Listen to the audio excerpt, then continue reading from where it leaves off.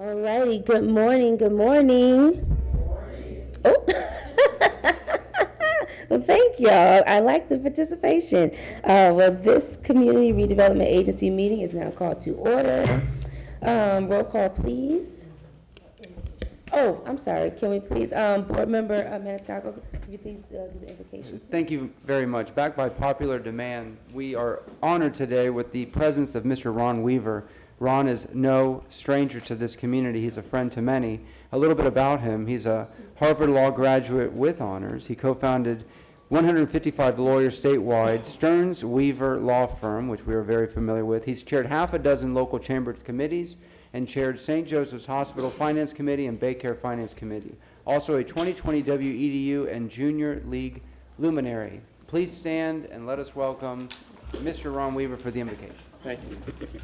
Councilman Maniscalco, new Chairman Young, congratulations. Let us pray. Most gracious Heavenly Father, may your graciousness reign like a mighty flood in the national drought of needs for checks and balances and guardrails for more free speech. And we pray for the reins to take care of the need for equal and non-vindictive justice, for free elections and fair districts.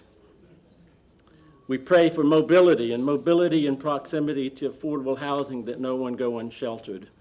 We pray in Washington for attention to those 10 million people, Father God, who are losing their health care. We pray in this community that you provide us with affordable housing, that you help us to weatherize the old and humbly build the new, in order to provide that no one go unsheltered in this community, and that no one be stranded from work and home and meds and doctors, that we provide no one left behind, no one stranded in transportation, and no one left behind unsheltered in our community. May we offer our teens something other than needing to take over the streets. Let them take over the libraries, and let them take over new rec centers. Let them take over new mentor opportunities, that we provide them self-esteem, to provide the teens of our community a sense of purpose and a sense of opportunity and a sense of self-esteem. We pray that we also, Father God, this morning will enable the press to be able to speak without being silenced when they do their democratic duty. We pray especially that you maybe give, for those with 3 jobs, 3 doses of your attention from this council and from each of us, for the hardworking folks who need the most with respect to that mobility and that affordable housing. We pray, oh Father God, this morning, especially for each one in this room, but especially for the President of the United States, with whom we may not agree on many, if any, issues, but whom we pray this morning in China will be able to help achieve peace and reasonable trade and reasonable resolution of the international conflicts that face us today. We pray for our nation. We pray for our president this morning. We pray for Washington and Tallahassee to provide not only fair elections and fair districts, but also for those 10 million that are losing their health care. Father God, that somehow you might find a way to help Tampa to be that place that attends also to those most needful first, and that the poorest be heard first. As you have provided us in your book, that the last shall become first, and that the meek shall inherit the earth. Thank you, Father, for Tampa. Thank you for this visionary, great city council. Thank you for their love of this community, and they're doing something about it every day. Amen. Amen. I pledge allegiance to the flag of the United States of America, and to the republic for which it stands, one nation, under God, indivisible, with liberty and justice for all. Thank you, Board Member Maniscalco. Clerk, will you please do a roll call? Miranda? Here. Maniscalco? Here. Hurtek? Here. Clendenin? Here. Carlson? Viera? Here. Young? Here. We have physical quorum. Thank you. Director McCray. I make a motion to adopt the minutes from Second. April 9th, 2026 and April 14th, 2026 special call workshop. Okay, I have a motion from Board Member Hurtek, a second from Second. Miranda. All in favor? Aye. Second from Maniscalco. All in favor? Aye. Any opposed? All righty. Director McCray. Good morning, Cedric McCray, Tampa CRA Director. As we refer to the agenda, would request that we receive and file, a motion to receive and file number 7. So moved. So I have a motion from Board Member Maniscalco, second from Board Member Hurtak. All in favor? Aye. Any opposed? Okay. We also received a memo to remove, yesterday afternoon, to remove item 8 from the agenda. So moved. Second. I have a motion from Board Member Vieira, second from Board Member Hurtak. All in favor? Any opposed? Yes, and if we could move items 11 and 12 due to the dollar amount under staff So moved. reports. Second. I have a motion from Councilwoman Hurtak, second from Board Member Vieira. All in favor? Aye. Any opposed? Is that it? That completes the only changes and adjustments to the agenda. So move to approve, if I may. I have a motion from Board Member Vieira, second from Board Member Maniscalco. All in favor? Aye. Any opposed? Okay, Attorney Shepherd, are you on? I am. Oh, I am. Okay, you wanna do it? Oh, if I may, yes. Okay, all right. We have a presentation from Board Member Vieira, and then we will have public comment. Thank you, Madam Chair.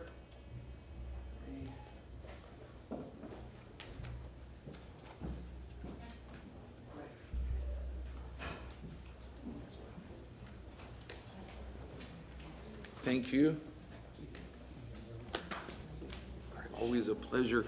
Thank you, Madam Chairwoman, in your first week as CRA Chair. So we appreciate you very much. And we thank our CRA Board for allowing Mr. Craig Gross, who all of us know here, to come today. Craig is a proud Gold Star father of the late Corporal Frank Gross, to talk about the real meaning of Memorial Day. Craig is one of the finest persons I know, along with his wonderful wife, Tony. Their son, Corporal Frank Gross, was killed in action on July 16th of 2011 in Afghanistan. He was 25 years old. He was a big baseball fan. Cal Ripken, if I remember, was a big Cal Ripken fan. Both Corporal Gross's grandfathers were career military, and Craig is, of course, a proud United States Army veteran himself. Corporal Gross would play baseball at Southeastern University in Lakeland, Florida. He would secure his bachelor's degree in 2008, adding a master's degree in entertainment business a year later. It was always his dream to serve his country like his father did, like his grandfathers did, and he would ultimately do that. And as an officer, he could have foregone boot camp. He would choose to go through boot camp because he wanted to put forth everything for his country. So here to talk about his late son and the real meaning of Memorial Day, we have our friend, Mr. Craig Gross. So come forward, sir. First of all, I'd like to present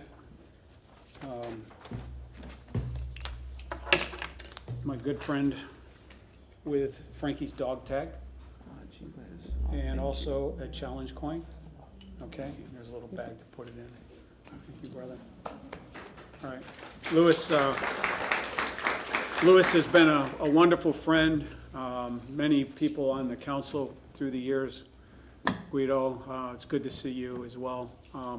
But I'm here today as a representative with Gold Star Families. And a lot of people will ask me what my little pin is, and I say, I'm a Gold Star dad. And they'll say, wow, that is really awesome, congratulations. Well, they really don't understand that the pin, it's a pin of remembrance, it's a pin of honor. And I never get upset with people about that. I just simply say, well, I don't think you really understand. This pin represents my son who gave his life so that we could be a free nation, so that we could have forums like this where people have the freedom of speech and freedom of religion as well. You know, we opened up with prayer today. That doesn't happen everywhere, right? So I want to show you what the face of freedom is right here. You see that, folks? Right, that's the face of freedom, okay? That's my boy. Frankie was an exemplary young man. He was inducted in the American Youth Baseball Hall of Fame in 1999 in Cooperstown. He went on to get a baseball scholarship And as Lewis pointed out, he ended up getting his master's degree. And when he came home and told me that he was going to be an NCO and not an officer, I was like, what? Did you fall down and hit your head? He could have been an officer right out of boot camp. Instead, he chose to be a NCO. And he served our country well. He went to Afghanistan and unfortunately was killed in an IED attack late at night when they were on a rescue mission out in the middle of the desert. You know, and Afghanistan is not a nice neighborhood. So I stand here today speaking with a great deal of grief, but also with a great deal of pride. The thing about grief is that your depth of grief is going to be equal to your depth of love for the one that you lost. And I will never, ever quit saying my son's name. And I ask you today that as we go into Memorial Day weekend, that you simply take some time to honor those who have sacrificed their lives for this country. And I'd like to make a proposal. You know, we have all kinds of we have Cheesecake Month, we have Pride Month, we have this month and that month. But we only have one Memorial Day. I think that what we should do is make May Memorial Day month. The whole darn month. Why not? Celebrate a soldier, a different soldier every day and say their names. The reason why I say that is because there's a saying that a soldier dies twice.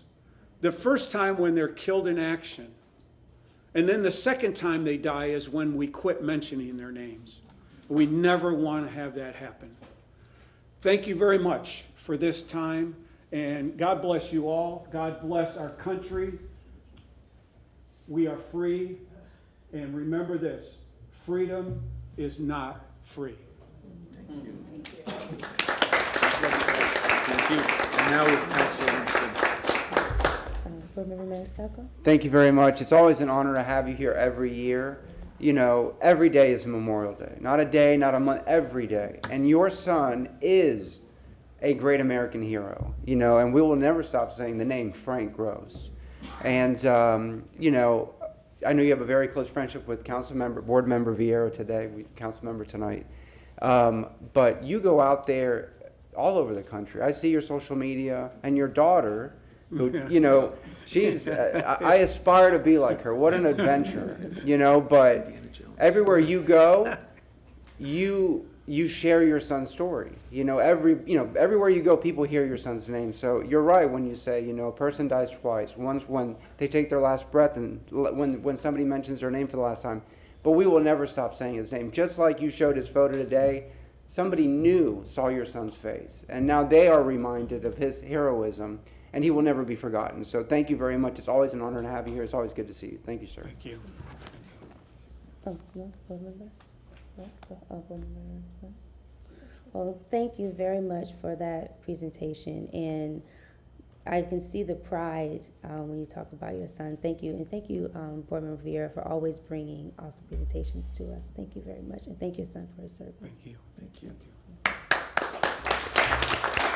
I got a question. Let's see. Okay, we will now have public comment. We're going to start with our online speakers, but before then, Attorney Shepherd, could you please go through the public comment rules? Yes, ma'am. Members of the public are allowed a reasonable opportunity at the beginning of the CRA meeting to address any item on the agenda before the CRA takes official action on an item. However, a 3-minute time limit applies to all speakers providing public comment unless such time frame is modified by a vote of the CRA board. Speakers and members of the public are also reminded that they are to refrain from disruptive behavior, including making vulgar or threatening remarks, or making or causing disruptive noises or sounds, or displaying signs or graphics. Speakers are also reminded to refrain from launching personal attacks. The chair will rule out of order any person who speaks without being recognized or attempts to address the CRA from outside the speaker area at the podium. Persons failing to comply with the CRA's rules may also be ruled out of order, and at the discretion of the chair, may be removed from the chambers for the remainder of that day's CRA meeting. Finally, CRA board members are reminded that they should refrain from engaging a speaker under public comment. The City Council rules, as revised June 6, 2024, are now in effect for the CRA board unless otherwise exempted or overridden by the CRA board bylaws. If you could please silence your cell phones or any mobile devices. Thank you, Attorney Shepherd. We already have one online speaker, and anyone else who is wishing to speak during public comment, please line up against the wall. Mr. Michael Randolph, are you on? My name is Michael Randolph. So, today we make a start of a new CRA board. And with it, a rare chance to shift from what is to what if. This moment belongs to a new generation of leadership, bold enough to break from the old playbooks and courageous enough to reject the cycle that has failed our community. We are facing real challenges, shifting in public policy, job loss, affordable housing, and a disbelief in government. Meeting these challenges requires more than a critical thinker. It requires a heart. It requires imagination.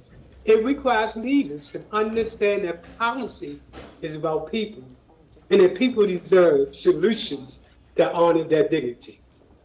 2 new state policy changes the lay of the land. Senate Bill 1134 eliminates DUI programs, and the Live Local Act overrides zoning track and puts large developers with monies that is supposed to be related to Community Development Corporation. But we are without leverage. To meet these intersecting crises, an integrated financial slack provides the board with a cohesive framework for challenging and connecting public investment into large-term community-owned projects. Level 2, bridge the gap using TIP, CRA capital, and opportunity zone equity to increase jobs, supportable housing, small business creation and support, and close the appraisal gap. Level 2, guarantee community benefits. Community benefits tied to every public dollar, reducing displacement by design, just as we did with the Zone Job Project. Madam Chairperson, the torch has passed, and you will build for this. Finally, the West Tampa CDC supports the current proposal for landscape for the CAC for West Tampa. And also we ask and request that you fund the Zion Cemetery project. Thank you so much. And Madam Chairperson, to be young, black, and gifted, it's your time. Thank you. Thank you. You guys, we cannot have any clapping, but I appreciate you all. Thank you very much. If you wish to speak in public comment, please line up against the wall. When you come up, please, you're reminded you have 3 minutes, and please state your name and speak to us, please. First, come on up.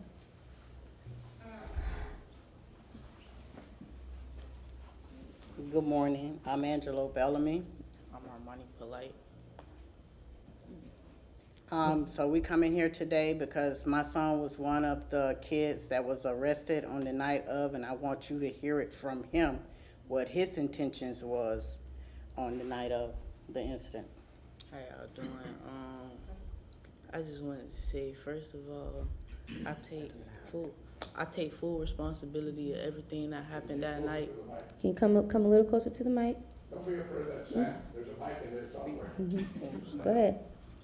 I said I take full responsibility of everything that happened that night, but I just wanted to say I do want everyone to know that I was attacked, and I don't think that the Riverwalk would be a place where we would go and have to look out and watch our backs for fights and things like this, because I'm a person that's been to the Riverwalk a lot. We go there and just have fun, you know, it's a safe space, if you would say. And that night, I did get attacked and I did get arrested, but I feel like everything was just like uncalled for. Everything could have been avoided, and I don't know, I feel like I went through something that wasn't needed. I went through a lot that night, and I feel like I would never want to go back again. And like, I don't know. Okay, so I want to simplify what he was trying to say. So we go to the Riverwalk a lot, and so it's normal for him to go. He did not go for the intentions of being arrested or to violate or be a disturbance in the area. We always go. They take their girlfriends there and they have lunches and everything. However, a kid came to him, and we have the video. A kid came to him and he had to defend himself. His mistake was running from police officers because it was a lot going on, and he's never been in that type of situation. Because when the officer told him that he has a 40-foot taser, he immediately stopped. But a kid that knows to stop knows to lay on their stomach. He laid on his back. That right there lets you know that he's not accustomed to being in police officers' thing. Also, he wasn't there alone. My 18-year-old son, my same son that y'all honored here, and both of them for saving a lady's life out of burning house. The household remains the same. We are not belligerent people. So I just want to say that I want my son's name off of that. I want it off. That's not him.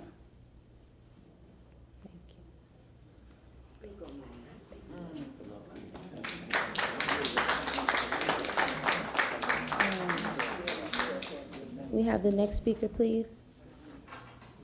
Ma'am. Oh, I was saying next speaker.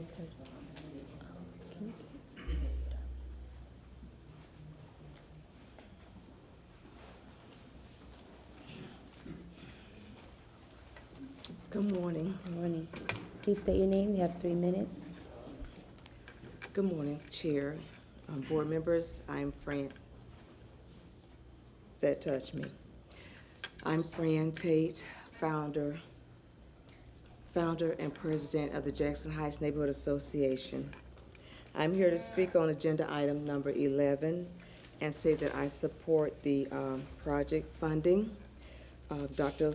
Walter L. Smith Library and the museum renovations. And also, just to piggyback off of the previous speakers, I also want to say that I wholeheartedly support our children. They are the foundation, they are the future of all of us. I reside in Jackson Heights. I support Potter Elementary. I'm a reading coach. I try my best, myself and my neighborhood association try our best to support all the children in that area and surrounding areas. And we will be at the teen takeover. Yes, I did get a call and I did get a text. We work very, very hard with Chief Burkhall and all of the officers in the area, and we want to see our children progress. We want to see them have a bright and beautiful future, and we work very, very hard to support that young man and all the children in the area. We don't want to see them arrested. We don't want to see them in Susan Lopez's courtroom. We don't want to see that. So we do our very best to help all of them. And we want everybody to please just give them a break, give them a chance, and let's all rally around them and support them. So we will be at the teen takeover. We have been notified of it, and we'll be there 8 p.m. to 12 midnight, helping those children. We want the whole community, the whole city to rally around them and help them. Thank you.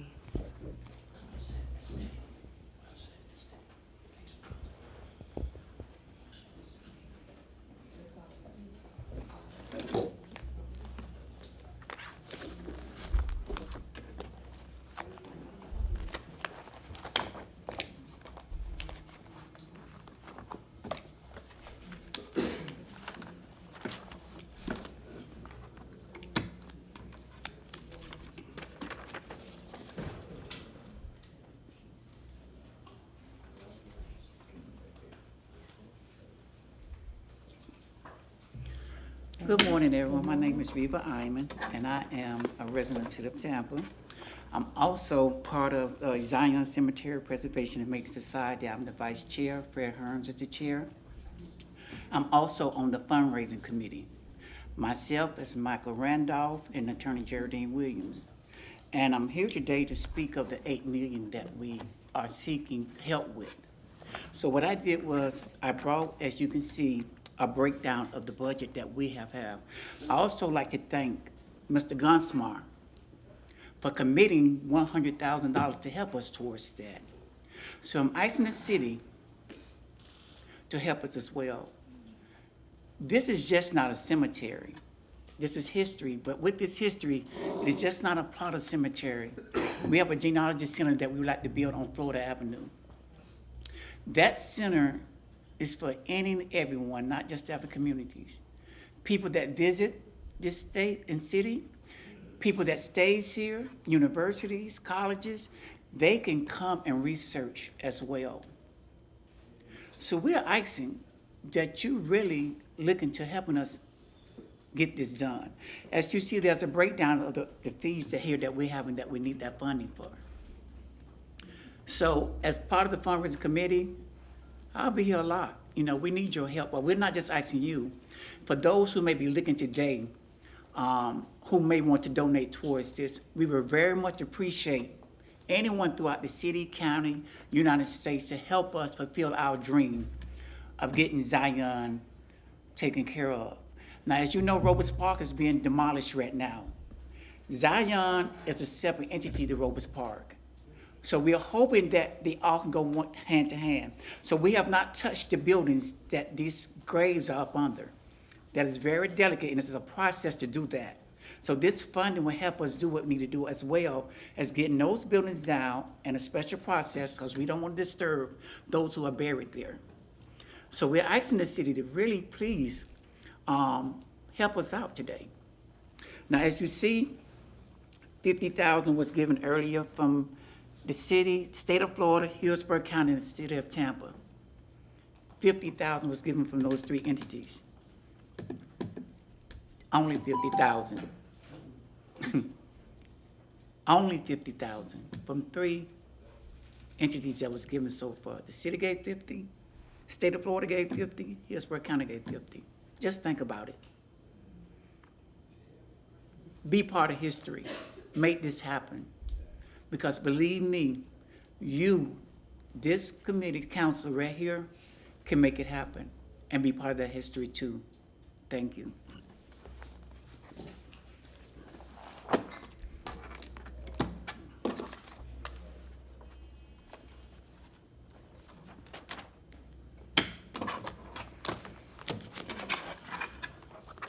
Thank you. Next speaker, state your name. You have 3 minutes. Montesnot, Uhuru. Uhuru means freedom in Swahili. And we as African people, 826 years oppressed, 826 years dispossessed, should always be thinking about our freedom. We should never allow people to outsmart us, out-trick us, oppress us, depress us, dispossess us, de-educate us and tell us they're giving us education. None of those things should happen. They should drop the charges against all the youths that was arrested, and then the crackers had the nerve to publish some of their names. Minors, put their names out there.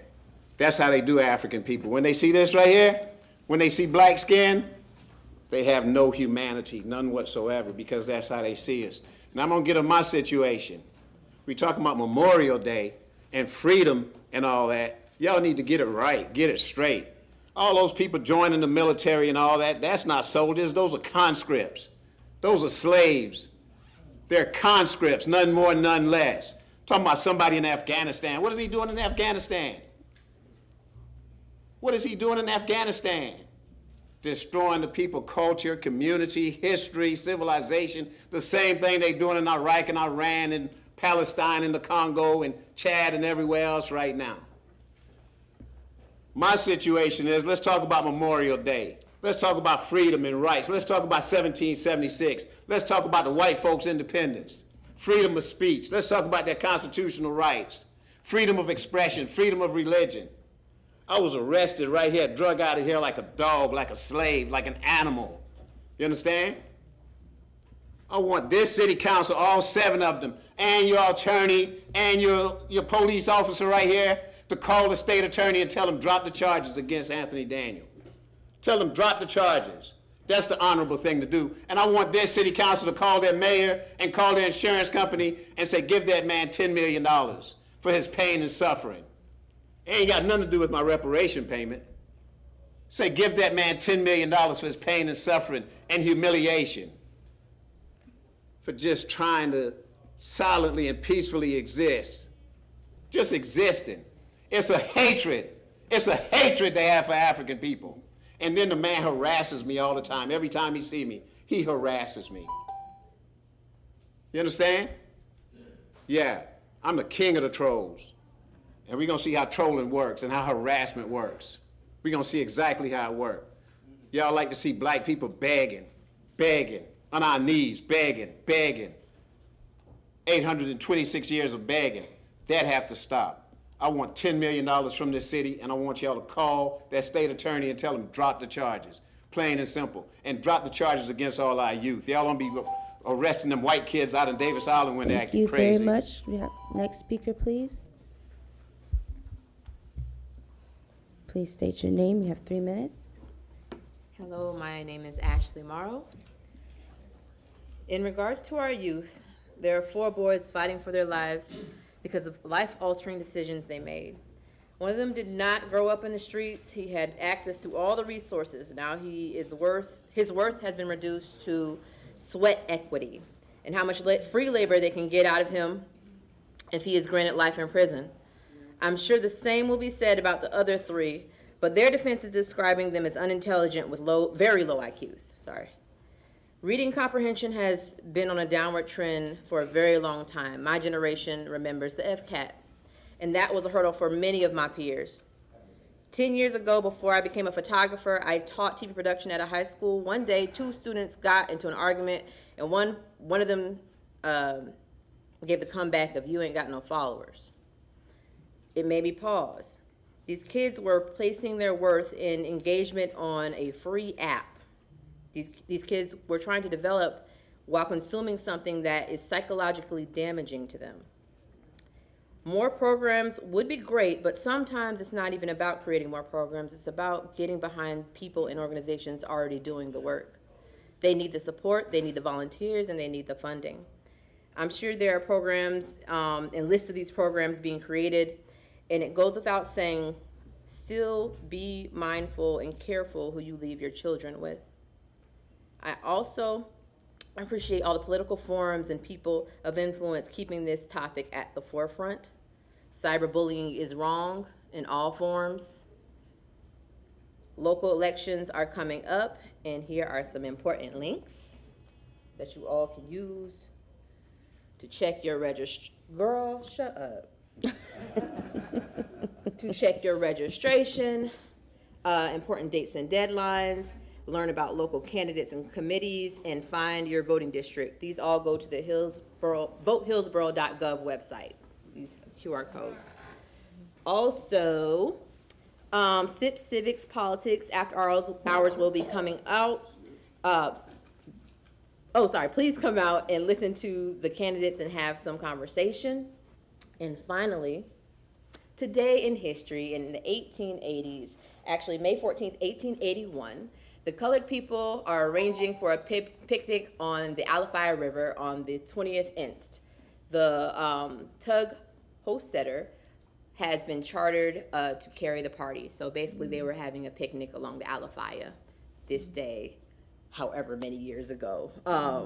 And I just wanted to share that. Thank y'all so much for your time. Thank you very much. Next speaker, please. You have 3 minutes. Good morning. My name is Ernest Lockley. I was born and raised right here in Tampa. I was born in West Tampa and raised in Jackson Heights. My dad was born and raised in Tampa. He was raised in Hyde Park.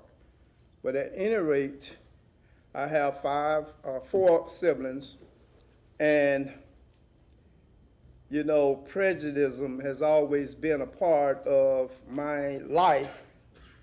I can remember at the age of 4, 5 years old, living across the street from Jackson Heights Park on Lindale Avenue, and this was in the late 50s, early 60s, and I wasn't allowed to go into that park because I was black. So I can remember prejudice all the way through. I graduated from Middleton High School. I remember that the way that they decided to desegregate the schools was to block out Middleton and Blake and make those schools junior high schools. I graduated in the last year, 1971, that Middleton was a high school there on Chelsea Avenue. So at any rate, I can remember a whole lot of things. I went into the Air Force at the age of 17 years old. I graduated on the 6th of June. 16th of June, I was in there in San Antonio, Texas, basic training. I decided I wanted to go. My parents signed up for me.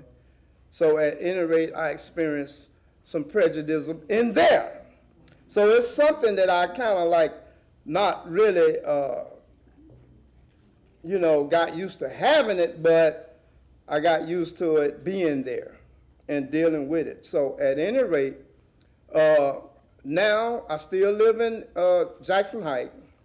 I've been living in Jackson Heights, Tampa, Florida for probably 90% of my life.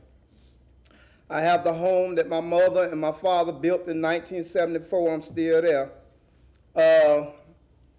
But there's a lot going on for the kids. They have a lot that they have to deal with. That's my concern. My 17-year-old grandson was killed on the corner of 34th and Osborne, and the youth need a place to be. Thank you. Next speaker, please. You have 3 minutes.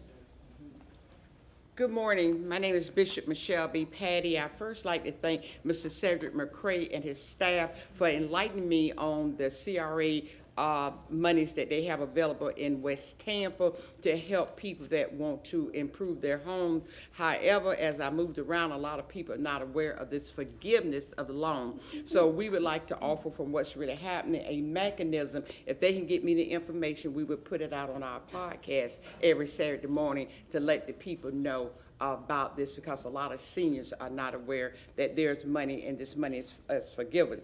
Also, I'd like to speak to the parent who has taken accountability with her child. But as we talk about getting programs for the youth, we also need to be talking about the family as a whole. There's a lot of families that have single parents who's trying to raise these children on their own and don't have the right tools to raise them. So it's one thing to give the children a place to go and things to do, but if they have to go back home to a lot of obstacles that we're not even aware of, then that's a problem.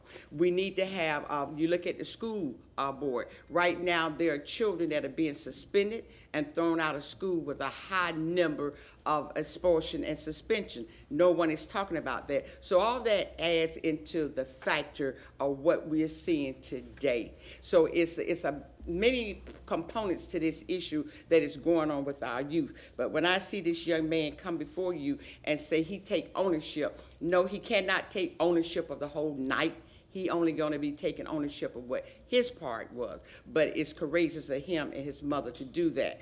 Thirdly, I'm here in support of the Walter Smith Library, that this money that has been earmarked, the CRA West Tampa has graciously said that they would give that money.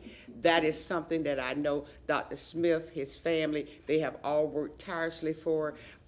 Many donations. I can remember Dr. Smith stopping me at the post office. Whatever you could give us, please give us a donation for this library. So it's good to see that it is coming to fruition, and it can be done with the help of city council saying, okay, let's do it. So we need to just look at things in a holistic approach, not reactive, proactive, not all of that. We have to be proactive. We have to put things together. We know that there are some youth, and we have to be honest, that is out of control. There are some youth that we're not going to reach everyone, but every child is worth saving. Every child is worth giving a helping hand to. We have to work hand in hand, and yes, nobody should be allowed to just tear up property and not be accountable for it. So we're gonna see what we can do to help those that want to be helped. Unfortunately, there are some that don't. God bless you all. Thank you very much. Next speaker, you have 3 minutes. Please state your name. Hi, my name is Valerie Bullock. I'm from Ponce de Leon in College Hill. I want to talk about the teenagers that was out there.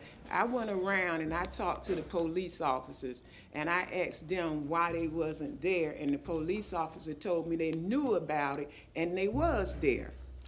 So I don't understand how it got out of hand, but I don't know because I wasn't there. But I can tell you when they come in East Tampa, if someone called the police, you're gonna get 6 officers in 6 different SUVs. So all of that manpower could have been down there at Curtis Hickson if they already knew about it like the officers told me that they did. And the problem isn't the children hanging out, because a lot of people was there and they was just enjoying Curtis Hickson when the affray started. Now, if I was there and I'm just sitting out drinking a Sprite and somebody hit me, I'm gonna hit them back. And that's how the affray got started. But I just want to say TPD dropped the ball on this one. If they knew this was going to happen, they could have been down there like they did at USF during George Floyd. They had the SWAT team, they had the horses, they had the riot gear and everything. If they knew this was going to happen, they should have been more prepared for it. And I'm going to say this right here is only a symptom of the problem. The kids have so much technology at their hand. It used to be if I wanted something to happen in school, I write a note, pass it to somebody, they keep passing it to somebody, and that's how the information got around. But now with social media, you can tell the whole world in one click. But the kids really need something to do. I think the root problem is they need more programs and they need more jobs. When we was young from College Hill, we went to TPD. It was at the waterfall right downtown Tampa. About 100 of us escaped down there. And we'll do what we want to do. We'll have some fun. Yeah, some fights broke out, but then we went on home. It wasn't no big deal like this. But the root problem is we need to find something to do for the youth. We need to spend the money on the youth.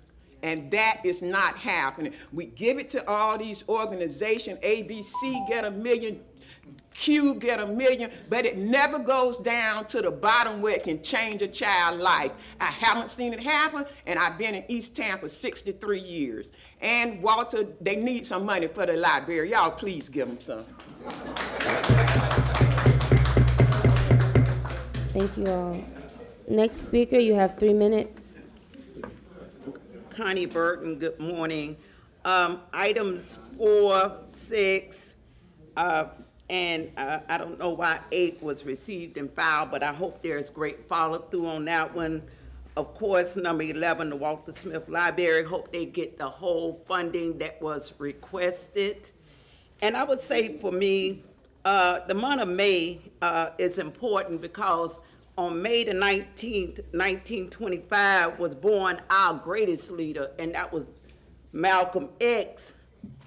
And the month of May also shows the disdain that America can have toward African Americans, and that's May the 13th, 1985, when this government dropped the bomb on the MOVE organization that resulted in 11 people being killed and 61 houses being destroyed.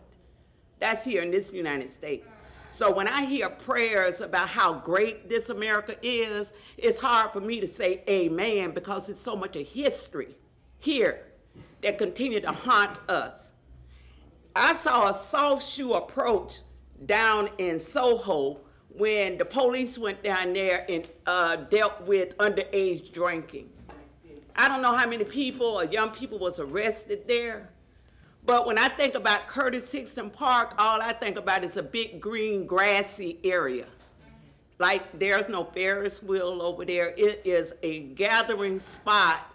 And unfortunately, because so many spots in our community, there's a cost to go to the park and open up a recreation center. There's a cost associated when you would like for your children to have the very best experience that they can have. The fact of the matter is that in our community, we are dealing with underemployment and unemployment. We're dealing with the system of poverty, and what poverty cannot change is economic opportunity for all. That's something that you could do. But unfortunately, we still, struggling with this issue of what will become of East Tampa. As you deal this morning with how money is going to be invested, $50 million, I believe, down in Ybor. Look at how 20 years, and some of you been up there for about 20 years, and the slow progress of East Tampa. Yes. We continue to come down here week after week after week, sounding the alarm. Some of you all gonna move around into other different political situations, but I hope you always remember the mismarks in East Tampa that would have given our children the opportunity that they could see a future for themselves. And right now, what our children see mostly is despair. Thank you very much. If there's anyone else that wishes to speak during public comment, please line up against the wall. Well, my name is Shagrat Dawson. Of course, I was going to do something different today, but President Company made me change it. I have to change my message, but yeah, I'm a little off guard, but love you anyway, Auntie. Next time, let me know you're going to be here. They said the greatest trick the devil ever pulled was to convince the world that he didn't exist, right? And I'm not using this as an opportunity to call out so-called Christians, many of which the people claim to be that, on a particular side of the political landscape to be. But I'm just watching their actions play out. And I'm saying that this is going to probably surprise a lot of y'all. I thought I was a Trent Lott Republican when I was growing up in Biloxi, Mississippi, many, many years ago, and this is before I would have known about a Dr. Eddie Glaude Jr. Well, I know he's from Moss Point, and if he was, I think I'm a year older than him, but if he was there when I was there, he might have, if he played football at Moss Point, he'd have played against me when I was at Fernwood, but we would have definitely kicked their ass back then, so, because we were pretty good. But one of my teams was undefeated and unscored on in football. But I want to talk to the young people who are getting ready to graduate, and I've known a couple that have already graduated from college, and many are graduating from high school these upcoming weeks from many of our institutions in this city. And a friend of mine told me a long time ago, he said, Doss, you're never going to be successful at what you do until your assignment becomes your passion. And that's a shout out to my man, John Me, down in Sarasota. To the young people, I'm going to say this. I'm living in my future. Because 20 years ago, which would be 40 years ago, I walked across a stage from, I'll bring it up, the greatest institution of higher learning in the city. Some 40 years ago. I'm celebrating my 40th anniversary. But it also coincides, people, with a week later, I walked right into the United States Army. Didn't bug, she knows it. I walked right across into the United States Army because I believe that this country was on a better trajectory than what I'm being shown. And I don't play with it. I'm not reticent about saying how much I distrust everything that I see around here. But to the young people, you can control your future. Do better than I did. And I have many great people in my family. I have a brother who's a doctor. I got an aunt that's a doctor. I have a daughter who's a doctor and a cousin who's a doctor. In fact, I got two, now I think about it. And young people, take control of your posterity. That being said, I had to behave today. Shout out to the greatest institution of higher learning in the city of Tampa, the University of Thomas Jefferson High School. Thank you. Next speaker, you have 3 minutes. And also, just for the public, you all, we can hear everything up here. So even if you're whispering, it's very loud to us. So if you could please either, keep your conversation, to a minimum, or if you have to speak, to go outside, because we hear everything up here and it's in both of our ears. Okay, thank you. Next speaker, you have 3 minutes. And if anybody else is speaking, please line up against the wall so we know who else is left to speak. Okay, go ahead. Good morning, Dr. Carolyn Collins, Tampa, Florida, West Tampa, Carver City, Lincoln Garden, etc. I want to talk about number 11, but before I do that, I would be remiss if I did not mention the lives of young people that's being impacted. Enough people have said enough. I heard them, some of much I agree with, but I want to say something different. To the gentleman who was on TV and who made the comment about the kids, we suggest that what he should do, perhaps, and anyone else, is go in the community. Go to some of the local churches. Go to some of the schools and make an offer to do something there before you get on TV to tell us that all these kids and you want to change the law and make sure they're criminals, etc. Because we've done enough that have hurt the kids. Let's put forth an effort now to do something to help them. And in saying that, let me say that that is something that I think Dr. Walter L. Smith, the 7th president of Florida Agricultural Mechanical University, did at the library. And so I'm here today because I'm pleased, and I want to say to the West Tampa CRA and to the City Council, who actually, in my opinion, is the CRA, what I would like to say to you is Dr. Walter Smith, 7th president at the Florida Agricultural Mechanical University, happened to be the only HBCU 1890 land grant in the state of Florida. There is a 1862. Look at the difference between the years at University of Florida. That's a land grant. And the things that he did at the university for almost 7, 8 years as our president, the things he did with his family and the things that he brought back into this community and those things that were put in the library, the kind of things that he did. I can remember the young man who lived in West Tampa who waited to get his check every month so that he could go and buy cookies and chips and juice so that he could carry it over to Dr. Smith.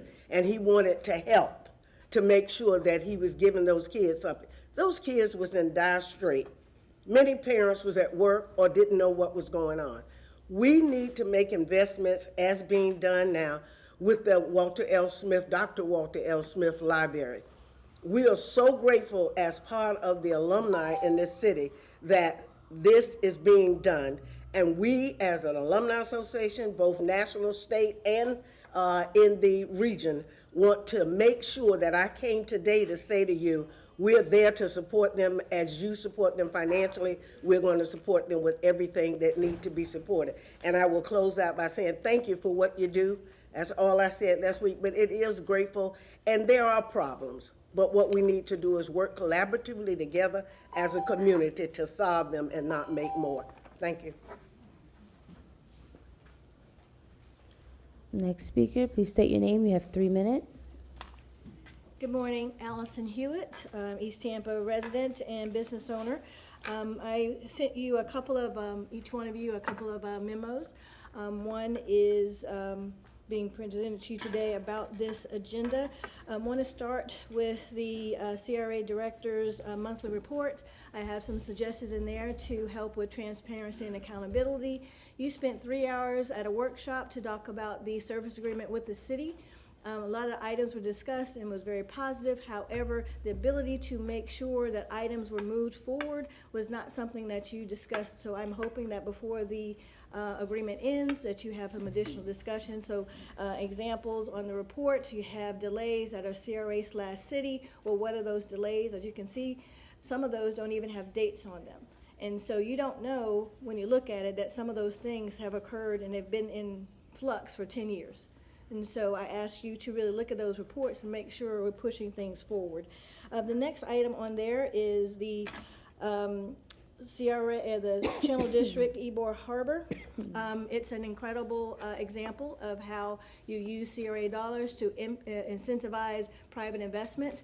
But private investment does not mean also gentrification. At this current project, there's no displacement, but with a project of this magnitude, the tax base is going to increase out into Ybor. We need to make sure in surrounding areas, those small businesses, those small residences are prepared or have incentives to be able to stay and take advantage of this incredible growth. I also want to commend that team. It is very different from what you have before you with the Ray Stadium. This is a significant ask, but they are asking and not putting anything at risk. They are asking after they spend the money to be reimbursed. So I think that's a really good idea. The next thing is the Channel District. Is the new infrastructure going to be connected to old infrastructure? Channel District experienced a lot of flooding at the time, and a lot of people have now called Channel District home. It is not just a location, it is a home for people. We need to make sure too, as this construction is happening, that we're able to let them know ahead of time, i.e. what you're doing in Drew Park, some construction that's happening, and you have a outreach on the 18th to make sure that those small businesses are prepared. Next thing on the agenda like to talk about is the Walter Smith Library. This is an example of how to manage the large development and actually the development for the people who have been here and invested in the community. It is not only just replacing the library, but they have now been able to reimagine themselves as a coffee shop. They have imagined themselves as having a gift shop, so they are now going to be an economic engine and not just a destination. So I want to just thank you. Also, we'll have another memo for the Ray Stadium, and I encourage the CRA to be at the table. Thank you very much. Are you speaking? Is this our last speaker? Okay, thank you. Speaker, go ahead, state your name. You have 3 minutes. Good morning, Council. Robin Lockett. Several things. I guess first of all, I am in support of number 11, Walter Smith's Library. Historical place, and I like the idea, I love the idea that it is going to be an economic engine with a coffee shop and so much more. He's been working on this, just referencing what Bishop Hattie said. You will see his dad somewhere, and he will try to get a donation from you. So he didn't care where it was. But again, it's been there for a long time, and how can we, when the hurricane tore it down from what it was, how can we renew it and rebuild it?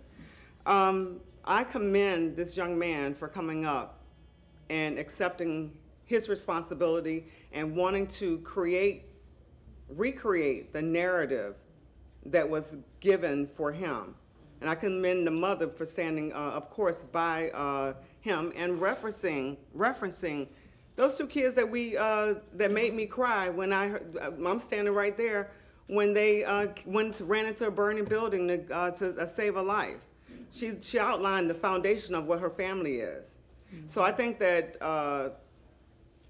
2 parts to this is we are having problems with kids, right? That's an issue. But all of them cannot be lumped together and treated the same. So additional questions need to be asked, right? Just further investigation before the arrest. Because once you have a conversation and you are able to separate kids from one another and have a clear outcome with them, you'll be able to decipher who should be arrested and who shouldn't, right? So I hope whatever happens with this young man, it's not a record for him. It is a lesson, whatever lesson he's supposed to get out of it, or whatever lesson he's supposed to bring to us. Zion Cemetery. Of course, I sit on the board of Zion Cemetery. I'm 100% behind the $8 million that we're asking you guys for.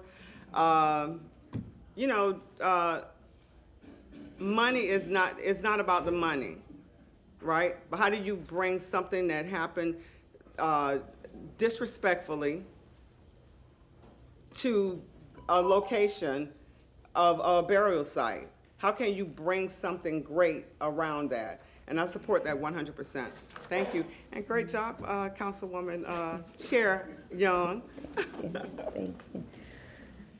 Thank you. All right, that concludes public comment. We are going to move to our staff reports. Good morning, Brenda Thrower. I'm the Ybor City CRA Manager. I have the honor of introducing Tom DeGeorge. He is our Ybor CAC Chair, also representing the Ybor Merchants Association, and he's going to share a brief update on what's happening in Ybor City. Tom? Hello, I'm Tom DeGeorge, Chair of the Ybor CAC, representing the Ybor Merchants Association. I'm happy to Mr. DeGeorge, if I may, sir, I have to act as chair with board member Naya Young out. How long do you think you'll need, just so that we What's know? that? How long do you think you'll need for your presentation? Just a couple minutes. How, you think 10 is good? I don't even. I Let's need do 2 10, minutes. just to, for a safety net, right? So just to get in your time. So go ahead, sir. I apologize. Thank you. Representing the Ybor Merchants Association, I am happy to be here today to share what's happening in the Ybor community redevelopment areas. In Ybor CRA 1, the business core of the historic district, we just completed phase 2 of the 7th Avenue bricking project from 17th to 19th Street. This project was completed 2 weeks ahead of schedule with minimal disruption to businesses and visitors of the district. The street looks great, and the contractor did a good job sourcing and installing the historic bricks. Traffic is slower on 7th Avenue now. To date, we have completed the bricking of 4 blocks of 7th Avenue and have 10 more blocks to go. The next phase will entail bricking the intersections and then the remaining blocks of 7th Avenue. Other infrastructure projects from Ybor CRA 1 include upgrading the Ybor district signage and working with city parks on an RFP for an updated design for Centennial Park. For Ybor CRA 2, the neighborhood associations have identified community needs and requested funding priorities for new sidewalks, landscaping, trees, and stormwater drain improvements. We are working with the key city departments, mobility, stormwater, parks, to get these projects going. For both Ybor CRA 1 and 2, we are in the process of updating our community redevelopment plans and have engaged Kittleson as the consultant for this project. We will be having community engagement meetings this summer to solicit input from the Ybor residents, commercial businesses, and stakeholders regarding Ybor's future until both CRAs sunset in 2034. As a business owner, I appreciate the commercial grants that are available to assist small business owners with interior and exterior business improvements. Any program that attracts economic activity, new investment, and reduces vacancies in the historic district is highly encouraged. We look forward to the 3 new grant programs that you plan to approve this summer to assist with pre-development, special projects, and commercial development. Safety and cleanliness of Ybor City are very important to the district's success. The YES team, operated by Block, does a great job every day cleaning and patrolling the district. They are a friendly and visible team wearing distinct yellow shirts and have proven to be very helpful to the entire community.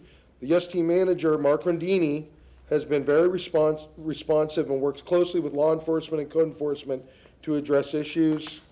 He attends the monthly CAC meetings along with Tampa Police Captain Emilion and code enforcement staff members who provide monthly activity reports. Can't say enough about the current YES team. They are truly phenomenal. They've done such great work.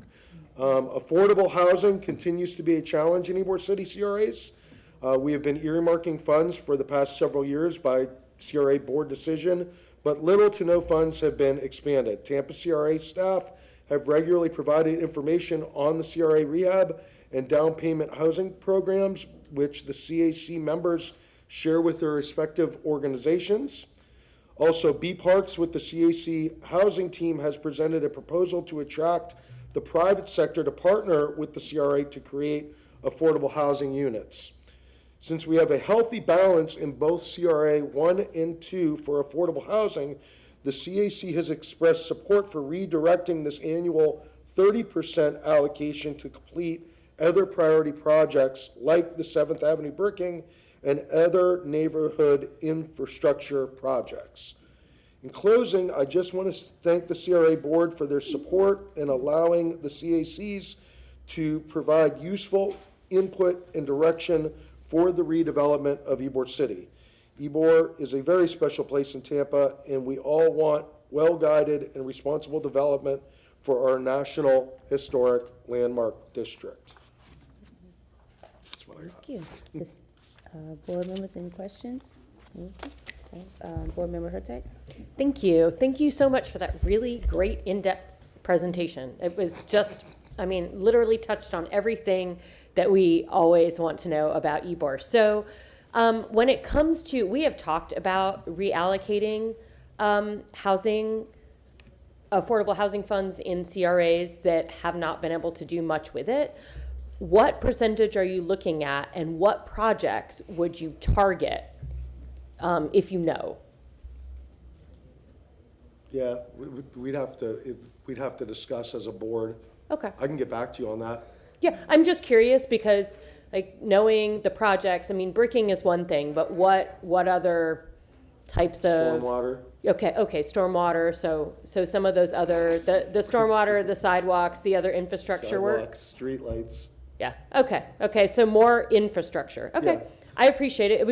It's just something that the community needs to hear as we debate that. We'll put it on the agenda for our next board meeting, and we'll send an email to the CRA with a little bit more detail.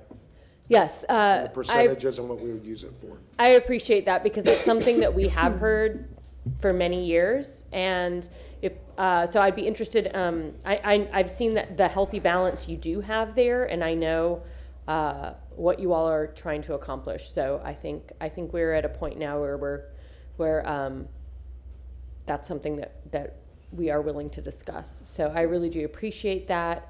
But still, with the amount that we have, still working hard with Ms. Parks to do what we can to put affordable housing in the It's in been the a district. real round and round for a lot of years. Yeah. For sure. Yeah. Okay. Thank you so much. Board Member Vera? Thank you, Madam Chair. Good to see you today, sir. You know, I would be remiss if publicly I didn't give you an opportunity, sir, to talk about something that is not just close to your heart, but that is your heart, which is obviously the smaller forum, the music scene in Ybor City, and something that is 100% your heart and your passion in terms of what we can do here through our CRA and otherwise to help keep that alive in Ybor City. If you wanted to just give you an opportunity to talk about that. I think independent music spaces are really should be treated more like cultural institutions. I think they're safe havens in our city. When we talk about things for our youth to do, like music is a healthy thing. You know, we need more music, and we need to protect like I said, our spaces, that have been around here for years and years and years. I don't know what the answers are. Yeah. I know that, large corporations possibly replacing them is definitely not the answer. And I will certainly be in front of this board again to speak about that at a later time. But yeah, I think our independent venues, not just in Ybor City, but in Tampa in general, need more support, as well as all of our small businesses. A lot of our small businesses are struggling right now, coming off the pandemic. Everything's still been increasingly difficult. And then when you have a changing city that's developing, it's especially hard on small business. Thank you for that. Yeah, and obviously something that's very important, whether it's the Ritz, the Crowbar, whatever it is. A lot of times, I would imagine you get certain acts there. I know. I had a sold-out show last night. I'm on 4 hours of sleep. God bless you, man. That's awesome. Good for you. So- And I remember, what's his face? Tom Morello was supposed to come to the Ritz, and then he opted to go with Bruce Springsteen instead for his tour. But I would We'll give him a pass imagine on that one. That was really good. Oh yeah, and it was. Yeah, I was at the Sunrise show where he played with Springsteen. But a lot of times, obviously, artists like Tom Morello will go for larger venues, and so I would imagine he did that. I would imagine on principle, but we do have to do everything we can, obviously, to preserve that. So that's a conversation we need to have at a later time, obviously. But I just wanted to give you an opportunity because I'd be remiss if I didn't ask you that in your capacity right now. But thank you for all that you do. God bless you. Thank you, sir. Board Member Clendenin? Yes, thank you. Well, I'll piggyback on that. I agree that the small venue for music should be treated more of a cultural thing. But I also believe that two spaces can exist and, be complementary of each other at different sizes. But I think with our small business grants, maybe we could look at an opportunity to expand those specifically in historic Ybor City for small venues, for performances. I think that might be worthy of exploration with CRA staff and subject matter experts like yourself, in a way to preserve that type of cultural history. But in this, again, at the same time, rising water lifts all boats. So I think any way we can encourage, any type of performing arts, regardless of the size, I think is. I don't think the size is the issue with the current discussion. It's the operator. Okay. Live Nation, it just was found guilty of being a monopoly. When they vertically integrate into a market, they tend to hold all the water to themselves. Gotcha. As you know, I've been swinging for this for quite some time now, as Councilwoman Hurtak was talking about this 30% set aside. I think that we need to work with the CACs, specifically, of course, in Ybor City, in Channelside, downtown, and Central Park, to work with the CACs, and as we're looking at FY27, and work with CRA staff, potentially reprogramming some of this to areas. I think in Ybor City, we're looking at this redevelopment potential in the eastern side. Of course, I'm a big advocate for transportation, extending the streetcar. There may be some opportunities to help assist with that project as we're looking to try to, build a capital stack to be able to do these types of things, any kind of transportation infrastructure. And of course, every single the CRAs I just listed are all very, different types of situations. Central Park is different than Ybor. Ybor is different than downtown. Downtown is different than Channelside. So I think we can look at that. I would encourage maybe us to have that dialogue amongst the board members, along with the CRA staff and the CACs, as we look at FY27, because we basically now created a savings bank of this, so we can look at this in a way of, okay, if we've been doing the same thing over and over again and haven't gotten different results, maybe it's time to pivot and look at other things. We have time to be able to diligently, really deliberately look at how we can spend this money to do the greatest amount of good for the greatest amount of people. Which was a very, it was a very admirable goal at the time to do what they did. But obviously, in those particular CRAs, it works very well in East Tampa. It works very well in West Tampa, and potentially it'll work well in True Park. But in those, maybe not so much. So thank you. Thank you. Board Member Miranda. Thank you, Madam Chair. Mr. DeGeorge, thank you very much for your time and your sincerity about Ybor City. I had the pleasure of being born there a couple of 200 years ago, and I lived there for about 8 years, and it was the nicest place in the world to be raised at. The problem in flooding and all that, even though that's one of the highest areas in the city, it had a lot of things going for it then that it doesn't have now, and I'll tell you what they were. The houses were built of brick, like 8 sides of brick, and then the house was formed. We had about 2.5, 3 foot over the land, and you never had flooding because the water would sink in all over the neighborhoods. And I drive by areas where I was raised at, Sanchez Street between 21st and 24th Avenue, and I see a lot of remodeling going on. I see a couple of new houses that were built. So slowly but surely it's getting there. However, as I see it, the cost of housing then when it started and now is like winter and summer. They're not the same. And that leads me to say this: what does housing cost today? What is the land and what is the value of building a house, the cost of building a house? There lies the affordability. To me, affordable housing doesn't exist. It existed when it started then. It does not exist now. Because right now, if you earn $25 an hour, husband and wife, and by the time you pay the taxes and you pay the insurance on your new house, there's nothing left to do and make the payment on the house. And I'm making an assumption here on my part because no one's ever told me what a house costs to build. So these are the things that I look at every day and I struggle with, but it was different times. You talk about entertainment. They had clubs there, the Centro Turiano, Centro Pañol, the Cuban Club, the Italian Club. They had functions every week of different size. The whole place was full. The sidewalks were larger and wider in Ybor City than anywhere in the city of Tampa. You could walk the streets with no one bothering you. None, because you know why? You live there or you live close by and everybody lived together. Yep. Now, very few even care to go to Ybor City. And those that do say, what is this? Because they never been there. history repeats itself, and I hope it's coming back more so like what it was. The Ritz Theater, the Casino Theater, even the Cuban Club had a theater. So the Italian Club, had a theater. So these things are coming and going, but little by little, we're making some progress. However, time is not on our side. Thank you very much, sir. I wholeheartedly agree with you, sir. Thank you, Councilman Miranda, Councilman Maniscalco. Thank you very Board much. Member Maniscalco. I like what you said about music is healthy and treating these institutions as cultural institutions beyond the mutual aid societies and the buildings that we have that have already been mentioned, like the Italian Club and whatnot. But, having spent, my whole life going to Ybor City, but at least the last 25 years, so many different events that have taken place there. The intimacy of these smaller venues, these mom and pop locations.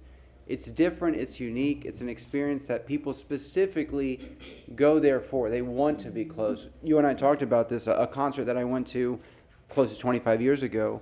I was right there with the band. It was only floor seats. And that's what I wanted. I didn't want stadium size, I didn't want mid-sized venue. I wanted that intimacy, and the beauty of it is it's within Ybor City. And I think right now, talking about, I hope it comes back like it was. I think this is a new renaissance. Ybor City might be even more beautiful than what it was 100 years ago, but change is good. Change we have to be very careful with. It's a different world that we're living in, but at the same time we need to protect what's there. It's nice that we're re-bricking. You had mentioned, traffic is slowing down for those few blocks that we've done. It's going to continue as we further expand that. But again, we don't want to lose the makeup and character of what makes Ybor Ybor. I totally agree. And just to touch on what both of you have said now, I believe the familiarity is those anchor businesses that are in a district, those little mom and pop spaces, like the Little Ybor supermarket where it's family owned, and that when you go there, if you're a couple bucks short, they're going to work with you on it. There's people in the district that have been there for years that everyone knows, that make it like a little neighborhood. If those people can't afford to stay in the district, and that changes it, that's where I think a lot of the problems come in. So, but once again, things are expensive and it's hard for people. So. Yeah, and I want to see an Ybor for everybody, that no one's excluded. Anybody, we talk about affordability, and that's a crisis that's throughout the entire city, but look at property values in Ybor City for the last 40 years. The stories that I hear, the old ads that I hear, a building on 7th Avenue, $125,000, $100,000. A lady told me about her husband bought where Elmer's Sports Bar was. I think he paid in 1988, something like that, 80 grand. Right. I wish. I'd sell everything and buy it today, but that was almost 40 years ago, and Ybor's changed. But at the same time, it's such a unique place. People say, oh, you love Ybor City, go to New Orleans. Okay, New Orleans is New Orleans. Go to St. Augustine, go to Savannah. We have something that's so special, and we have to protect that. We need a balance. And moving forward, we need to be careful with our decisions and what we invest in, because it is a draw. People come to Tampa. People come here because of Ybor City. They come here for many reasons, but it is a destination. And I hope that, with that renaissance of what we are experiencing and going to experience, we maintain that balance, and, we look to the past to build for the future. And we protect that makeup and that environment. That's it. Thank you. Thank you. Well, thank you, Chair, Mr. DeGeorge. That was a great report. And I also want to thank you just for being, when it comes to youth and community, you're very active. And so I just want to thank you just for your work that you've done. And I, too, have seen the Yes Team, and they are awesome. They are very, very awesome. And I agree with the sentiments of my other board members. Ybor is definitely a community asset. It is a place that lots of history, and we want to, to preserve. So I think that's it. Anyone, any other comments? Thank you. Thank you all very much. All right. Thank you all. Thank you.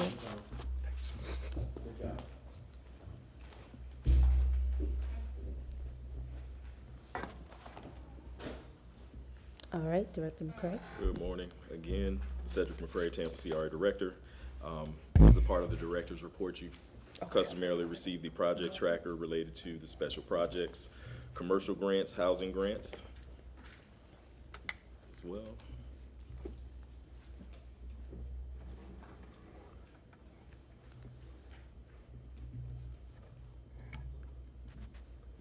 And if there are no questions, I would like to just highlight an addition to the website that our commercial grants team has put together related to awardees of some of the grants for commercial grants. And so there's photos that we have from the signing of the required documents, and then we have some testimonial information. You may see some faces that you're familiar with as I toggle through, but these are all business owners across all the CRAs that have began the process of receiving commercial interior and or exterior grants.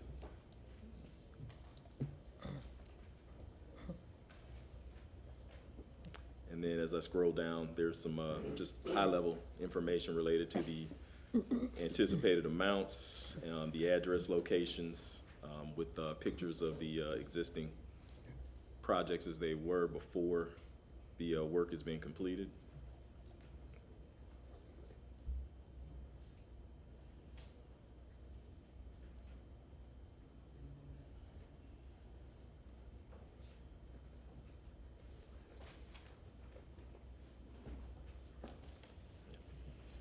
So our commercial grants team has worked with T&I to pull this together and launch this testimonial page, just to keep the board and residents and business owners informed about the work that we're doing across all the CRAs related to the commercial grants process. And I'll pause for any questions there. Staff have any questions? Board Member Hurtak? Yes, I just passed out a copy of this tracker, and so Ms. Scharf and I said,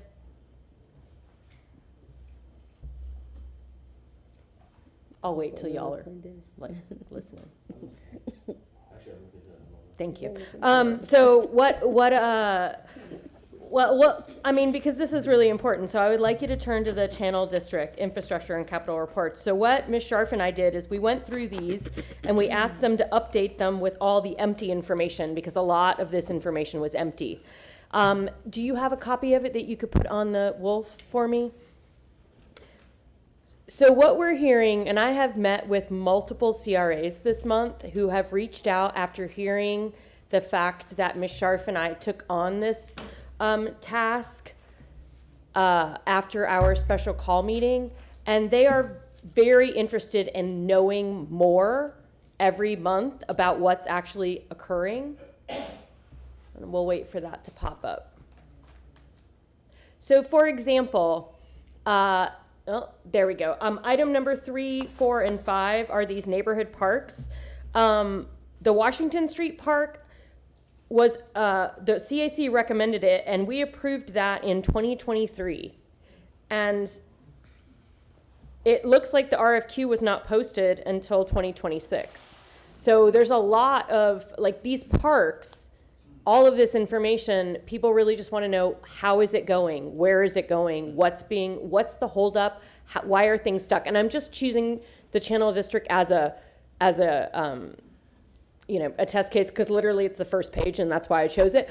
But overall, this is what we're hearing from the CACs and from the community, because we have a sense of urgency as these CRAs are set to expire. And so, for example, if you look at the Drew Park CRA, what we're hearing in the media right now is that Drew Park has all of this money in it. Well, that's not true. There's $18 million in that CRA, but they're all accounted for. None of the projects have started, but all of that money is accounted for. Not only that, we don't even have the amount of money that we need to do the projects that the CAC and the board have recommended. So I am just concerned, and so my response is to ask all of you, this is what we have done. My next recommendation for the staff was next month to highlight the changes and any changes in the update on the far left-hand side to let us know what has changed month to month. But I'm asking this board, because we're hearing from the CACs, what other things do you want to occur so that we can really keep all of these projects on the forefront in our minds to go forward every single month, so we make sure things are moving and that we find the spots where we're having slowdowns. Board- Well, yeah, but my question is, what do we wanna- want? What are we Board what are we Clendenin, Board looking Member for? Clendenin? Isn't that kind of what staff is doing for us? No. I mean, I'm hearing from the CACs that they are not getting a level of update and information, and so it's truly our responsibility to do that. And it's often, staff, it's not their fault for doing it, but keeping us updated is pretty critical. I want to go to, do you want to speak, John? It's the staff's fault or the CAC staff. We gotta find out how to get these things done. They've been funded for 3 or 4 years, and I understand that, and she's right, and I'd just like to see a more compacted information project so we can understand what's going on. Director McCray? You want, okay, go ahead. No, I was gonna say, I mean, what I do on my stuff is there's a lot of projects that I push for in the budget or request or spearhead or whatever. And I just, literally just yesterday, I called Mr. Fowler with Parks and Recreation on a huge project that's happening out in Ybor Ranch that I want to make sure is, the status of it, et cetera. So, if it's a bunch of projects, we can get updated on them quarterly or what have you. But if it's one that a particular member has an interest in, either a subject matter interest or something that's unique to your district, to those of us that have districts or particular area, I mean, I just have internal checkup points on them on a lot of projects I've done in my last 9.5 years, because I find that if you forget about it, and it's nothing about staff moves on things, they're wonderful and so forth, but you have to take a member initiative on those individual projects to keep them moving forward, because staff has a lot of projects. And so that individual initiative, I think, is part of the formula, I guess, if you will. I want to go to Director McCray, and then I'll go to Board Member Hurtak. Yes, thank you. We will gladly, take any suggestions that the board may have moving forward related to the updates. We have made several adjustments in the project tracker in recent months. I will remind the board that until 2024, we were not providing this information. And in some instances, the CACs actually see the updated tracker depending on when their meeting falls earlier in the month before you all see it as the board. They receive the same information that you all do as a CRA board. So I just wanted to make that point. Also, specifically related to Drew Park, if you remember last Tuesday, I actually, the same tracker that was just on the Wolf a few moments ago, or Elmo, those projects are funded for the most part. We did ask the CAC what their priorities were. There were things that were in process. The consultants were hired. And so we've been moving those things along, and several of them will be coming into fruition at the end of this year or sometime in 2027. So we are actively working, and that is separate and divorced from any other conversations related to that specific area. So those projects are moving forward, and I'm going to call Ms. Martinez up to address the Washington Street Park. Good morning, Melissa Martinez. I'm the Senior Project Supervisor for the CRA. In reference for the Washington Street, just to cite your example, the Washington Street Park is part of, we work with the owner of the department, which is Parks Department. Parks Departments wanted to put together an RFQ, including Washington Street Park and Curtis Hickson, because considered to them to have a contractor, they wanted to make sure that they have a big enough contract to get a lot of feedback. If not, they don't get any feedback on contractors that wanted to do just a small park or do minimal renovations. So that's the reason why we were waiting for the approval from this board for the Curtis Hickson grant. And then once that was approved, then the RFQ went out for both parks. So sometimes we work with that we have to wait for some of the departments. We do give the updates, and whenever we went to the Drew Park, I spoke with them and I asked them what else we wanted to do. We agreed that quarterly, my staff is gonna come in and we're gonna give a more in-depth update with presentation style instead of just having the report, so then they have an update of what's going on. 'Cause sometimes there's a lot of things in the background happening with the permitting, with plan review, with the revisions, that if I start putting everything on the report, you're gonna end up with like a 50-page report for his district. So we try to at least to minimize, to say the plans are being reviewed. I'm gonna add more of the dates, and I'm gonna highlight every month that we are highlighting any of the updates, that update will be highlighted compared to the other ones below. So hopefully that'll. Board Member Hurtak, and then. Thank you.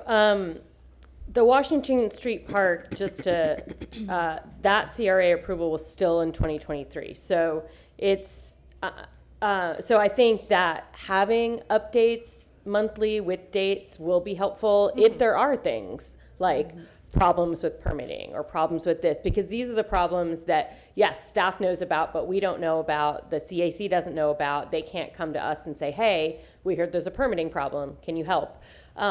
And oftentimes, if we don't know about it, there's nothing we can do. But it is, unfortunately, there are like 50 projects, and we've already been told that we aren't allowed to divide the CRAs up amongst ourselves. We can't do that. So, yeah.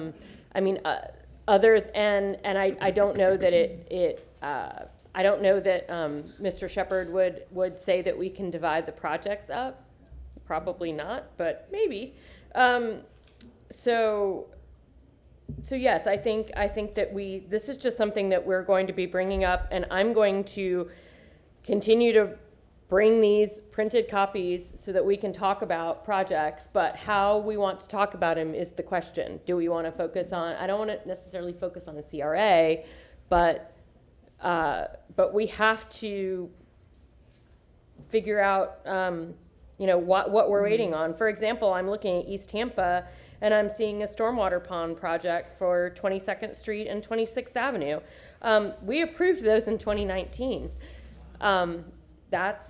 And more according to this, it was approved in 2019, and it was a direct request from former council member Goods. So it's pending completion of the alleyway study and a funding allocation, and I thought we had funded 22nd Street. So it's now saying that CRA Parks and Rec and Contract Admin working on project initiation and guidelines. So basically what you're saying is that we're waiting on the city somewhat. And so that's the kind of stuff that we need to know too.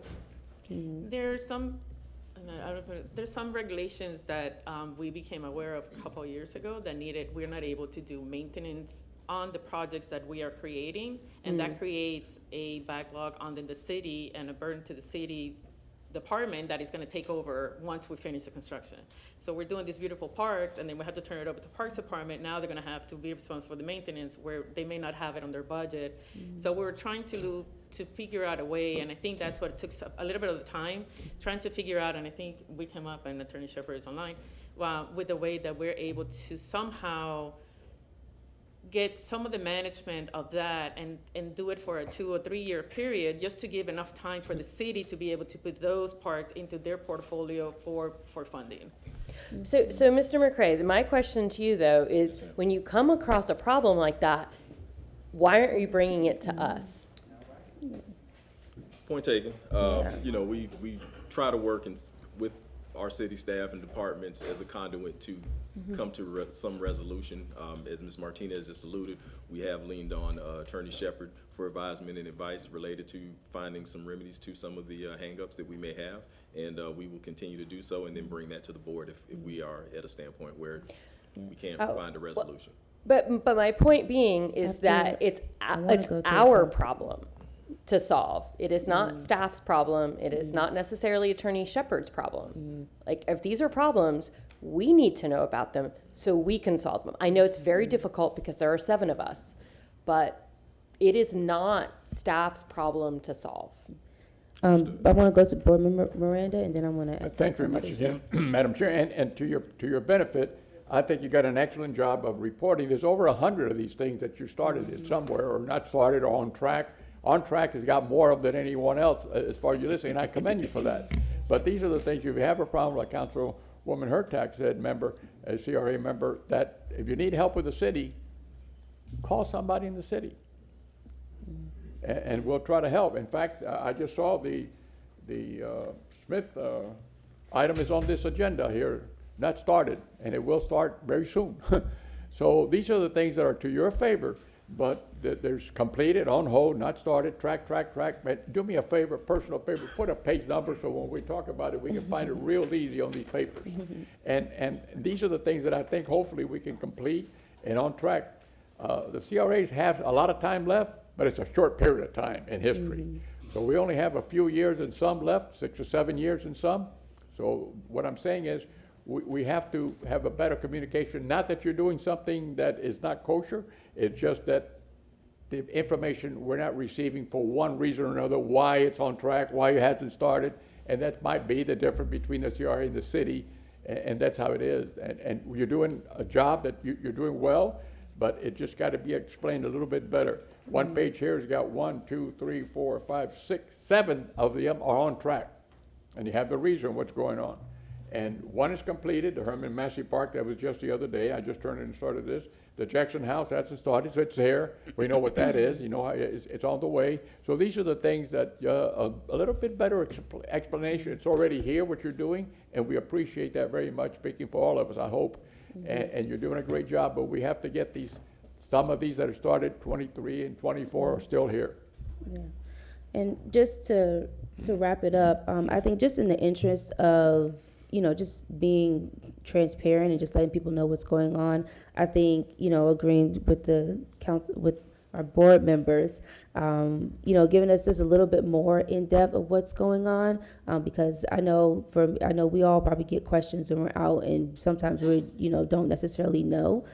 So, you know, telling us that information I think can be helpful, but also to the community as well, because everyone is kind of wondering, well, what's going to happen, because we know these sunsets are coming. And so we're kind of like, well, what's going to happen with the money? What's going to happen with these projects? So I think, you know, having more in-depth, like you were saying, with the CACs, but also letting us know so we can help you, I think would be really helpful and beneficial. Yeah. Any other comments? No? I have to get used to calling you all board members. To go from council member to board member, Okay. All right, so we can move on to the agenda item number 3? Okay. Director McCray, go ahead. Just a couple more items. I'm sorry, go ahead. As you know, we've had several ribbon cuttings in various CRAs the last couple of weeks. I just wanted to highlight 2 of those. And I'm gonna slide this photo on the wolf.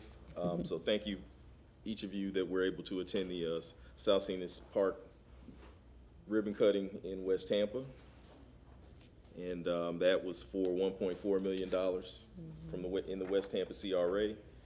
And the event we just attended at the residences at 801 Whiting, and that was 22 units, and the board members that were in attendance were able to tour the building and the facility. And so I just want to say thank you to our team for that, Ms. Parks and Ms. Orr, in working through that. So just wanted to highlight those 2 events. And that concludes my report. Thank you very much. Okay, agenda item number 3.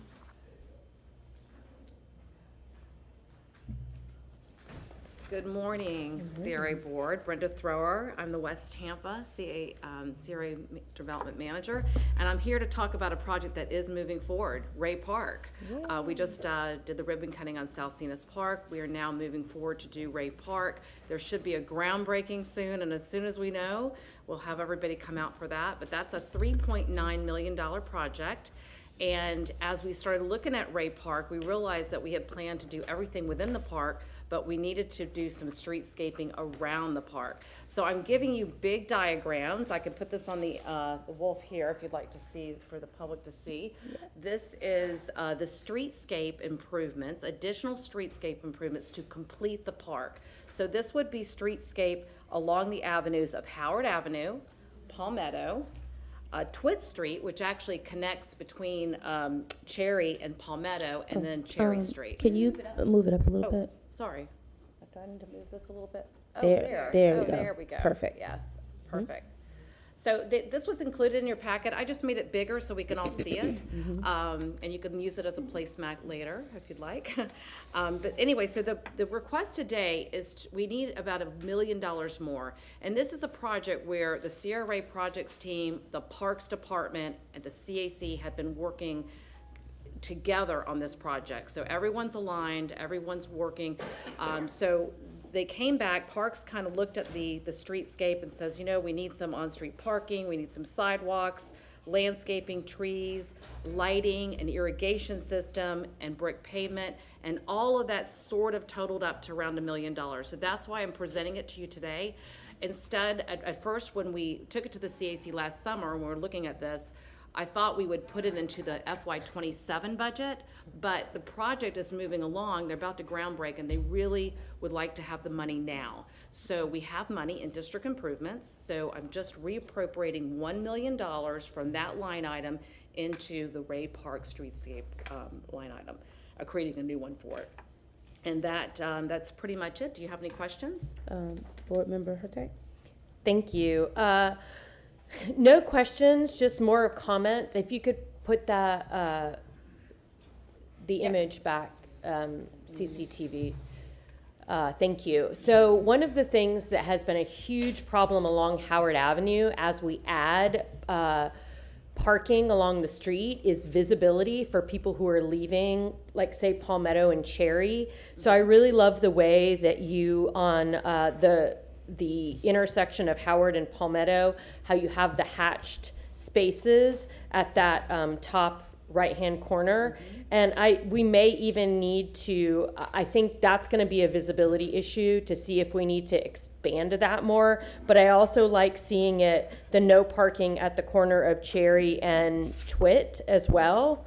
I think that makes a lot of sense as to the visibility. So I would say that not only is it no parking, it needs to be hatched, and not even just hatched. We're at the point now that we're kind of in a, if it sits, it fits culture. And so we need to actually probably add some bollards there, even if they're plastic, so that people do not believe that they can take that moment and sit there regardless. Because as those streets and those buildings, the streets are narrow, the buildings are right up to the edge, which is what we want, a very walkable, movable community. But how we integrate cars is really important in that area. So we had to talk about that, I believe, with Salsinas Park. So I just wanted to make sure I brought it up here. But this looks lovely. I understand why we can't have all the trees that I wanted, but it really, it's going to be a beautiful space. And thank you so much. Board Member Clendenin? I think it's a great example of the CRA working with city staff and our staff working with city staff to be able to create a good project for the neighborhood. And I believe you probably need a motion to approve the reallocation of funds, the $1 million reallocation as requested, and I make that motion. I have a motion from Board Member Clendenin, second from Board Member Maniscalco. All in favor? Aye. Do you want to speak? And again, carrying on with Board Member Hurtak said, on the parking, she's 100% correct. You cannot have a parking spot at the end of that street intersection and look left because you can't see what's coming. And this repeats that there's no parking there, so kudos to you guys, all of you, for thinking that way. And if you go down Howard Avenue, every street should have that one vacant spot, and it doesn't have it now. And we're asking for trouble on both sides of the street on Howard because you cannot see what's coming, and even the fire trucks can't see what's coming. So we have a problem there that we should address immediately, and that doesn't cost anything. Just take that parking spot out. That's my opinion with Councilmember Hurtak, I believe. Because it's really, it's a disaster waiting to happen, and it will happen. And in fact, if you look at the manhole on St. Louis and Howard, it was fixed about 2 weeks ago. I had a call, one guy blew 2 tires on the manhole because the manhole didn't move, but it sunk, the asphalt around it. And I drove by yesterday, and guess what? After they fixed it, it's sinking again. So we have a problem there, already turned it into the city. So I'm sure they'll fix it sooner or later, and I believe that's a county road. It is a county road. Yeah. Thank you. Well, excuse me. Anybody who knows that I love a good park, and so I am excited to see this, come to fruition. I'm excited for the ribbon cutting already. Thank you all so much. This looks amazing. When I was at the Salsinas Park ribbon cutting, the mayor of West Tampa was talking about this project, so I'm really excited to see this come to fruition. So we had a motion, we had a second. I think we voted. We voted. Okay, we voted with our chair pro tem absent. Okay, that's all. So we can move to agenda item number 4. Thank you. All righty, thank you.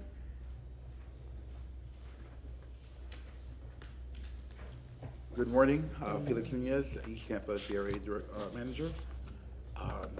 Today I bring before you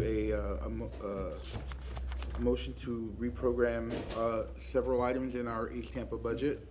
This was discussed with and approved by the CAC to be brought forward to you as a board. There are 3 items we're looking to fund or move funds into. The first one is the Gator Building project, which, as you know, is a long-standing project that's been trying to move forward in East Tampa, and the residents are excited that we're finally funding it and moving forward with action on this project. We were waiting to get some other land assemblage around it to make a usable parcel, and we have that now. So we're starting to move forward with that project. We're requesting a reallocation of $8,092,710 from multiple budget lines where funds are not being as useful as they can be in this project. The second reallocation is $510,000 into the down payment assistance program because we've already used all of the money that's been allocated for the year in down payment assistance, and so we need to move this into it to meet those the needs of the down payment program. And the final reallocation is just something that was already done earlier in the fiscal year for the Ashley East land acquisition. $2,125,000 needed to be reallocated, so that we're doing it now to cover for that land acquisition. The total impact, we're moving about $10,727,000 of the budget around to make these allocations feasible. Do you have any questions about this? Board Member Hurtak? If you could put the line item up on the Wolf, I think it's good for the public to see that. Sure. And I'm grateful that we're adding money into down payment assistance, but we're also hearing from the community that we desperately need tree trimming funds and more owner occupied rehab. How are we on expending those funds? For the tree trimming program, it had not been approved for this fiscal year. For our May CAC meeting, we were going to discuss that about putting it back into the budget. However, the meeting was not able to be held because we didn't have quorum. So it's on the June agenda to be discussed by the CAC to reprogram funds back into the tree trimming program for this fiscal year, for the next fiscal year, for 27. Okay. And for the rehab, we were at max capacity for that. We've expended all those funds. They're either allocated or already spoken for. We did find some funding to complete a couple of projects that needed to be completed from other budget lines. Did you want to add? Yes, specifically, if I'm not mistaken, it's 48 homes this fiscal year that we will be touching in East Tampa related to the HRRP program. Okay, but I'm a little surprised to hear that the tree trimming was not in the budget, because I know we talked about that during budget season. The tree trimming program was rolled into the housing rehab and renovation program as a component. So if there was work needed, if there was a roof and there was a pending issue with trees or some endangerment, that was rolled into the program as a service. Okay, so yes. So tree trimming is a sub program. Correct. Okay. Move to approve this program change. Motion from Board Member Maniscalco, the second. I have discussion first. Oh, we'll have discussion first. Okay, Board Member Clendenin. Question, I know there's folks in the audience that we have some concern about programming of funds for urban reworks from 36 to 24 months. Will that, I know we're going to have that discussion to try to get that reprogram to 24 months. Will this motion impact that? No, that will not be a part of it. I will be reaching out to you related to having a separate briefing on that specific item. I did get some correspondence and have conversations with some of your colleagues yesterday afternoon based on email that was received, and so we'll be having that conversation. But the item is scheduled to be on the June 11th agenda. Yeah, I just want to make sure this wasn't going to affect that. Yes, no. Okay, very good. Okay, so I'll second that motion. Okay, so we have a motion from Board Member Maniscalco, second from Board Member Clendenin. All in favor? Aye. Any opposed? All righty, thank you. Thank you very much. All righty, moving right along, agenda item number 5.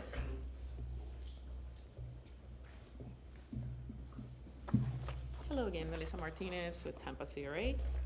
Our team received a funding request for Ybor Harbor. I'm here with the applicants, what did I call that? Oh, hat. To do the presentation, and I'll come back and then we'll discuss about the conditions and what the staff is recommending. Thank you. Hey, good afternoon, board members. Do we have a way to connect this? Just do HDMI. Actually, they have a presentation. Oh, that works. Could you please tell me how much time do you need, sir? How much time do you need? Pardon me? Less than 10 minutes. Less than 10 minutes? Yes. Okay, let's give them, just put 10, just to be Thank you so sure. much. All right. All right. Go ahead. Good morning, board members. We're here to talk about Ybor Harbor and a request from the You CRA. start with your name, please. Pardon me? Yes, Avi Friedman Shaw with Casa Ybor, the applicant. Thank you for your time this morning. I also want to spend just a minute to thank Courtney Orr, Cedric McCrae, and Melissa Martinez. They did an excellent job of reviewing this application and working with us and the CAC Advisory Committee in depth to make sure that this was a funding request that worked for the CRA and the Channel District. To talk a little bit about a request, we had originally requested $50 million in critical infrastructure funding. After working with the CRA staff, we reduced that request to $35 million, and that's a number that they felt that they could comfortably support with all the other funding requests and priorities that that particular CRA has. These funds are to be used for critical infrastructure work, primarily marine seawall, roadway networks, and undergrounding utilities within the Ybor Harbor site. Just to put that in perspective, we expect to spend about $200 million in total infrastructure funding. That's dollars both inside and outside of the CRA and both in hard and soft costs, so that's kind of an all-in number. We expect this to be a very catalytic public investment. For every dollar expended for CRA funds, we expect to have, actually at the $35 million level, over $5 of private investments. This is also structured in a way that reduces or eliminates risk for the CRA in the city of Tampa. It's structured on a reimbursement basis, so dollars are not expended by the CRA until work is completed and dollars have been paid out. So it's reimbursement only, so there's no dollars put out up front. Also, all dollars are going to be going through a CDD, so not coming to the applicant or the developer directly. I also want to point out that this is a net donor project, meaning this will generate significant incremental tax revenue. Currently, this site today generates about $400,000 a year in ad valorem tax revenue for all taxing authorities. That's not very much for 32 acres in Tampa's urban core when you have small apartment sites generating a couple $1 million a year. We expect at full build out, this will generate upwards of $47 million a year. Again, that's the entire site. That's not just within the CRA, but it is significant. Just a little bit about the site today. The site is highly industrialized, and it's historically been part of Tampa's maritime industry. It's currently home to International Ship Repair. International Ship Repair is working with Port Tampa Bay to identify a new site to move their shipbuilding operations, and they're in active discussions with them right now. The site is highly industrialized and characterized by a lack of public access. There's no public access to the waterfront on the site. It's below the base flood elevation, so it's very susceptible to coastal flooding. It's also highly environmentally contaminated. So there's 2 active brownfields on this site that have been identified by the Florida Department of Environmental Protection for cleanup with significant environmental contamination. To talk a little bit about the site plan, this was the site plan that was originally approved by the Tampa City Council as part of the zoning. As you see, it's about 19 blocks. Approximately 40% of this site is located within the Channel District CRA. Any funds spent by the Channel District CRA are only designated for geographic areas within the Channel District CRA boundaries. This is not going to anywhere other than within the Channel District CRA boundary itself. We believe this site plan will actively integrate Ybor Harbor with Ybor City and the Channel District and bring all those together at the waterfront, which is something that the city of Tampa would really benefit from. To just talk a little bit about the future state, we expect that this project will generate a significant amount of jobs and tax revenue, but it'll also create upwards of 2,500 new linear feet of waterfront access for the public. About over 1,000 of that will be within the Channel District itself. We're also very proud to have committed 10% of all rental residences to rent-restricted affordable housing. That's a key commitment that we've already made, and we're proud to do that. That concludes our presentation. I'm happy to answer any specific questions that the board members may have. I'm happy to talk about specific numbers. I'm happy, I'm sure the staff is as well. Please let me know what I can address in more depth. Board Member Clendenin? No question, just a statement. I think this is a transformational project, and I think it's one of those projects we're going to look back on and say this was a pivotal moment in Tampa's history to be able to reclaim property that has been, like I said, brownfield, left in disrepair. It is an amazing investment to be able to put a dollar and get that type of return on that investment when you look at the anticipated TIF revenue, and I fully support this project. So I'm looking forward to my kids, my grandkids, and everybody else be able to enjoy this area. Thank you. Thank you, board member.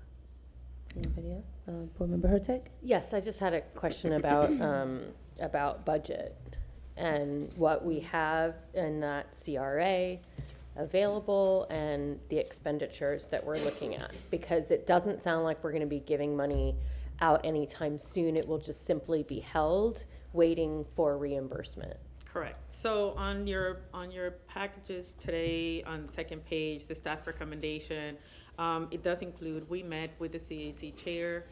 We went through the budget, and that's the reason we won that it went from 50 million to 35. That was what the CRA was able to provide or to give on this request. We won't start the reimbursements until FY29. And it is a reimbursement grant, so they'll put their money up front to do the infrastructure to pay for it, and then we'll reimburse them as they complete their places. We also would like to recommend to approve this request with the conditions listed 1 through 4 listed on your memos. Could you Yes. put the memo up on the? Oh, yeah, I'm yeah, sorry. that would be great. Just to kind of remind the public and us. There. So the staff recommendation we review, one of the conditions will be that the applicant is required to establish a CDD, and their plan is to do it by May of 2028. They already have an agreement with the city about this development. And the applicant is also will be required to provide the final ownership document. We receive an affidavit from the owner of the land, and they're in the process of the purchase process. The reimbursements request shall commence at fiscal year FY29, as I mentioned before. And then we have a deadline for the approval of the funding agreement by September 30, 2028. And then the reimbursement distribution shall not exceed the $7 million per fiscal year. Okay. That's great. That's wonderful. In the future, just because we're kind of just beginning these special project funding requests, which is why I'm asking so many questions, is it would be great to also see the what the budget is, how much this takes out of it, where it's coming from. Just again, for the public, I mean, we see it in documents, but just make it very clear and visible so we can see that by taking this, we have the money to do it, and so on and so forth. Sure. So appreciate that. Board Member Clendenin? Just making sure so the applicants has signed off on all the conditions and agreements. Correct. Yes. Just wanted, just for the record, making sure we're good. Okay, thank you. I have a question. Just for the, on the future state, how did you get to the number of the committed affordable housing, the 10%? Sure. So that's a function of the zoning, and we've already committed to that. So we have committed to 10% of all rental residences built within that PDA zoning area are committed to rent-restricted affordable housing. So that's between 80% and 120% of AMI, and that's a function of our zoning. So that's a commitment we have already made. It's not predicated on this funding, but it's something that we're very proud of. Do you want to say something? Board Member Hurtek? Yeah, generally that is done when they want a bonus.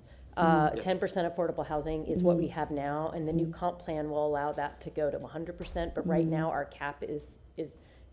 Okay. So that's why we're trying to move it. But Yeah, I was wondering, I'm like, 10%, what about, a little bit more, but got it. Okay, so Chair Miranda? I'm sorry, I had to step out for a minute or so. Board Member But, Miranda. you said about AMI, which AMI, is it 80 up to 120, or which one? he said All of them 80, or I think just one? It's 80 to between 100. that amount, so that's the commitment, and that was part of what City Council, as Board Member Hurtek clarified, that's part of the commitment we made as part of our zoning, and that's what City Council has All right, signed thank off on.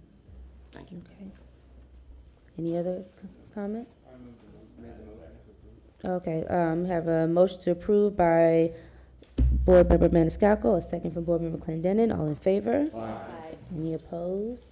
Alrighty, thank you very much. We are moving to item number 6.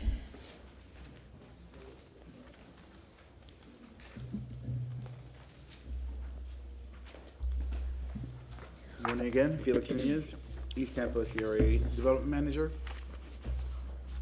Today we're going to request a board's approval to release an RFQ for the Gator Building site.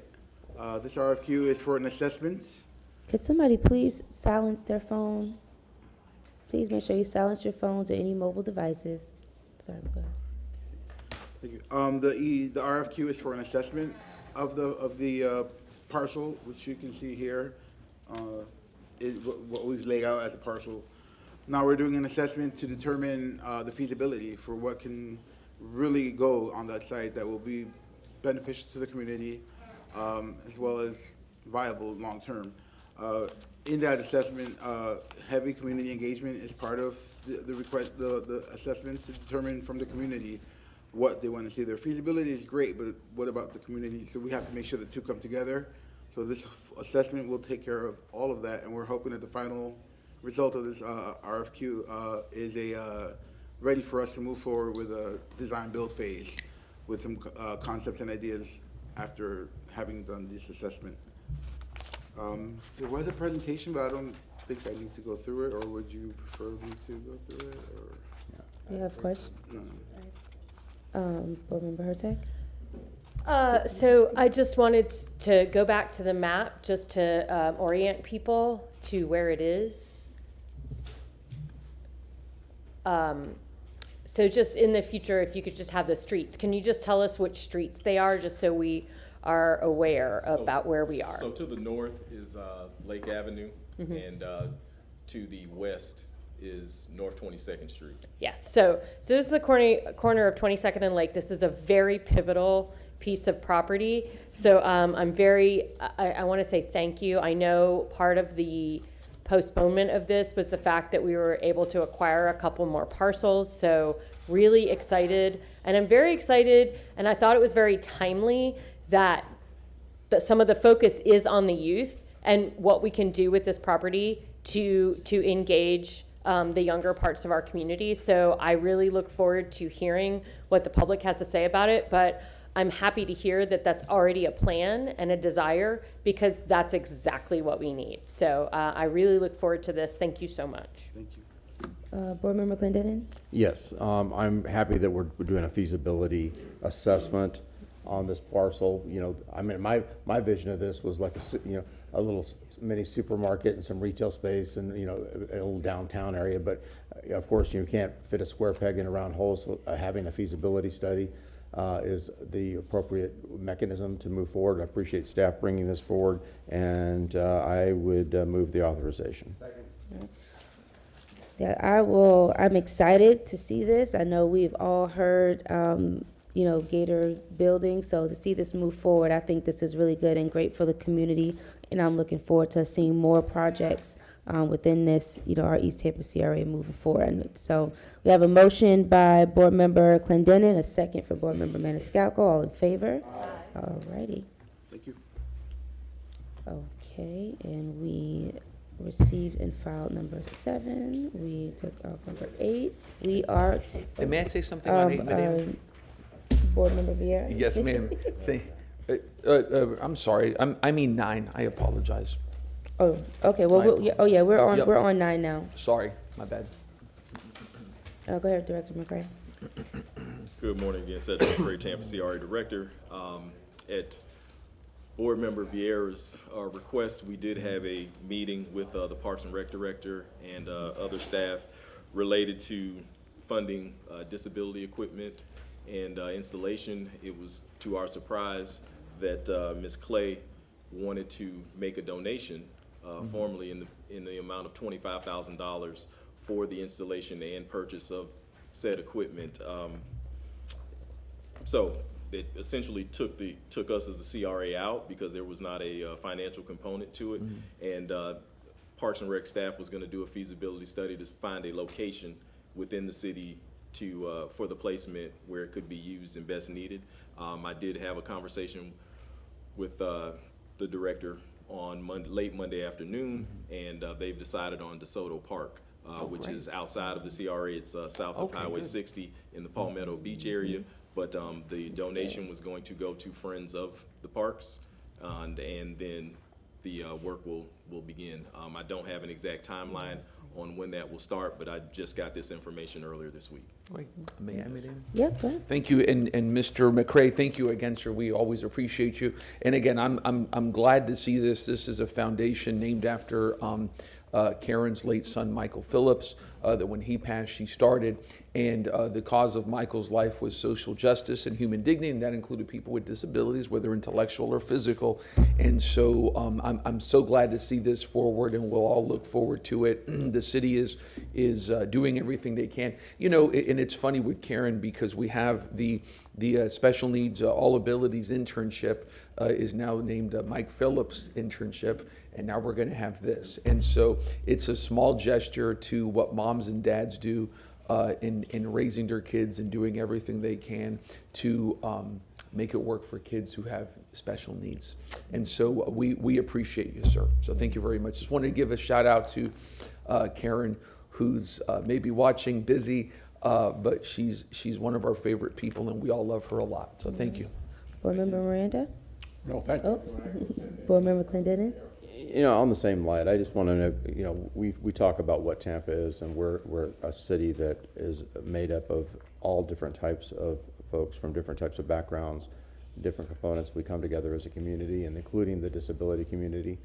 And I'm proud that Councilman Ybor has been such a champion of these causes, along with my friend Karen Clay, that when a child shows up at a playground or shows up anywhere in the city of Tampa, they should feel that they belong there. And I think that this is something that is, you know, I'm actually starting to tear up thinking about it. But I think a kid that shows up in places like this, they should feel like this is my place too. And I'm glad that the city and the CRA this continues to be a focus. And I think kids in our community should always be our focus. Thank you. Yeah. I had the opportunity to visit DeSoto Park when I went to, I did a tour of Palmetto Beach with the Neighborhood Association. It's a very nice park, very beautiful park. So I think this is going to be a great addition, and also a really lovely community as well. And there were actually kids that were already playing at the park, so I think this is going to be really awesome. Thank you all, and thank you to the Michael Phillips Foundation and to Ms. Karen Clay for Mr. Vieira for being a champion. So we have any other comments? No? Thank you very much. Okay, and now we are moving to required approvals. Board Member Hurtak? I move to approve items 10 and 13. Can I have a question? Did we resolve the issue? And I was obviously gone for the briefings. Did we resolve the issue about whether we're going to have neighborhood naming nomenclature on these signs? Yes, that is still being contested. Neighborhood lines are a very particular thing, so that's going to have to be dealt with between Ms. McGregor's office and the chair. Okay. Okay, very good. Okay. So it doesn't mean that we can't fund it later, but it's. Okay. At least that's what I understood in my briefing. Okay, we pulled 11 and 12, so you want to do those right now? Okay, yep. Oh, just want to vote, okay, so we have a motion by Board Member Hurtak and second from Board Member Maniscalco. If I may. For 10 and 13. Yes, ma'am. Councilman Vieira. Thank you, Madam. I do want to speak on 13, if I may. I've been in discussions with staff. When I was walking down, I know Councilman Maniscalco often walks downtown, and I said, man, that's a great idea. So I was walking around our beautiful Riverwalk, and I happened to run into some of the wayfinding signs, over in our downtown area. And if you all know, near in the Riverwalk, we have what's the Equal Justice Initiative marker there, which deals with the lynching in 1934 of Robert Johnson, who was lynched, I believe it was January 30th of that year, if I recall. And it's a very powerful marker that is especially powerful and very relevant today in 2026. So I just want to say, obviously I support this, but we should have that marker included in the wayfinding signs for downtown. And maybe I'll make a motion to that regard, but that should, because I was looking at them there, it's there. And again, it's open and obvious as to what it is, but I think that people ought to know that we're the kind of city that in the year 2026, in the state of Florida, that we're proud to talk about that kind of history. We're proud to have that dialogue, and that we direct people to take a look at that. So obviously I support this, but I may be making a motion in that regard later. But thank you. Thank you. All right, so we have, we already approved. We voted, no? Okay, so all in favor? Aye. Any opposed? Okay. All right, now we go to items 11 and 12. No, we pulled those for staff reports. So this is for item 11, Melissa Martinez with Tampa CRA. We received a request for funding request for renovations to the Dr. Walter L. Smith Library and renovations, a museum. And here we have the applicants to be able to do a presentation, and I'll come back and speak of our recommendation. May I speak after this? Absolutely. Okay. Board Member Miranda, did you want to speak after the presentation? Do you want to speak after? No? Okay. All right, so, okay. Hello, sir. Good morning. Good morning. How much time do you think you need? No more than 10 minutes. I'm going to give you 10 minutes. Okay. Good morning, council. Start with your name, please. Thank you for the opportunity to be here before you. Thank you for the CRA staff. Thank you for the community. If you will, please just stand up. Those folks that came to support, please stand up if you will. Dr. Smith, Dr. Walter Smith, can you give us your name first, please? My name is Walter L. Smith II. I am the president and CEO of the Dr. Walter L. Smith Library and Museum. And I am standing before you today as the son of Dr. Walter L. Smith, who was the founder and established this facility back in 2004. You know, when we talk about, thank you very much, y'all. You know, this is a long time coming. I want to acknowledge, first of all, the presence of my family, my wife, my sister, my mother, my brother, all here. And, you know, I can't tell you how proud I am of this opportunity, of this moment right now. Dr. Smith spent most of his life fighting for second chances. Most of his career was about that. He fought against Jim Crow, he fought against apartheid in his way. He established educational facilities and educational opportunities for people who ordinarily would not have those same education opportunities. He had that same second chance as one who had to run from a lynch mob, as a high school dropout, who came back and joined the military and went on to community college at Gibbs Community College, right here across the bridge in St. Petersburg, Florida.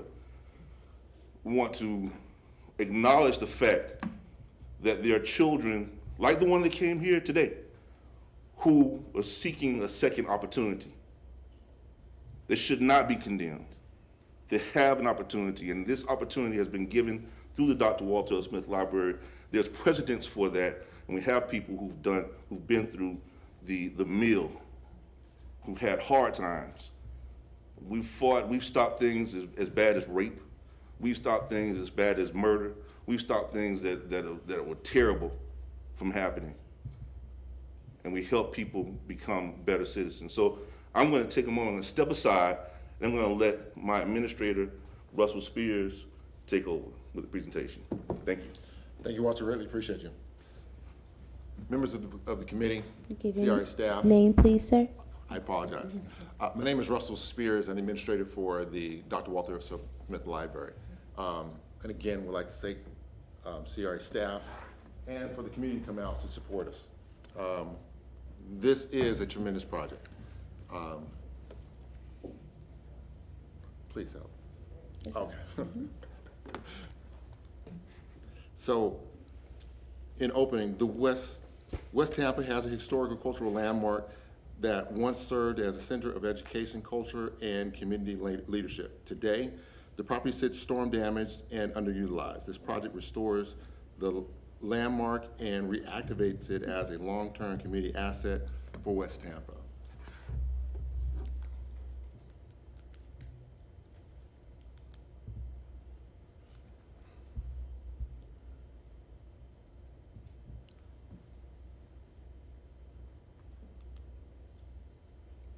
Currently, the problem that we have, without intervention, this property will continue to deteriorate, contributing to a corridor of blight, reduction in neighborhood activity, and continued underutilization of a historical significant site.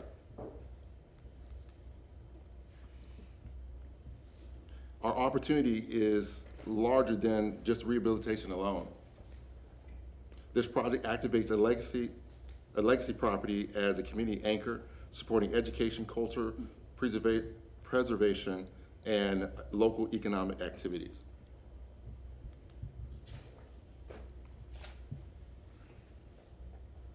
We propose a solution. This project transforms the structure into a community-centered library and cultural hub, supporting education, programming, exhibits, digital archives, and local entrepreneurship. As you can see, our key outcomes are corridor activation, support for small businesses, cultural programming, code compliance, and legacy restoration.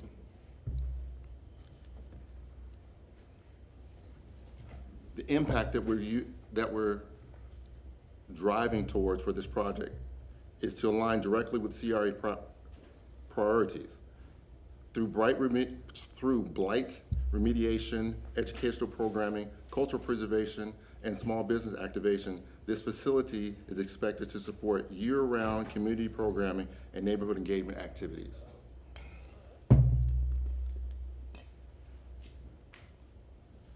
Our proof: this project is not conceptual. It is shovel-ready. We have a general contractor who is on board, ready to move this project forward.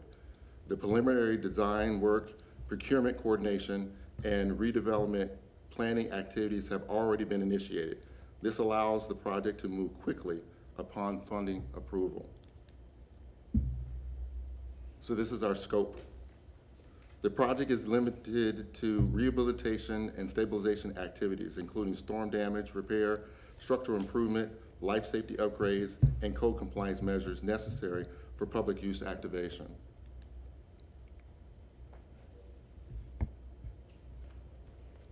Our budget originally was $1.6 million. We're requesting $1.19 million from CRA, and we have private match and income funds, not funds, but expenditures of $407,000 currently. The CRA investment represents approximately 74% of the total project cost. This project leverages additional private, philanthropic, and in-kind support contributions, maximizing public impact while reducing long-term redevelopment risk. This project was intentionally structured to align with CRA redevelopment objectives and rehabilitation guidelines. The scope is limited to stabilization, storm recovery, code compliance, and public use activation of an existing historical structure. This is our timeline. The project is structured clearly through phases to allow the effective execution, accountability, and timely activation upon funding approval.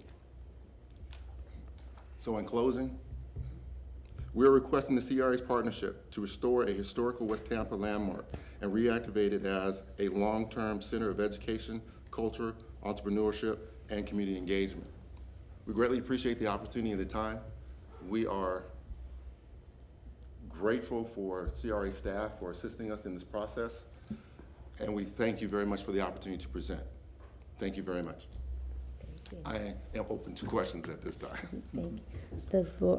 We have Councilman Maniscalco. Yes, of the CRA staff. So, Ms. Martinez, Yes.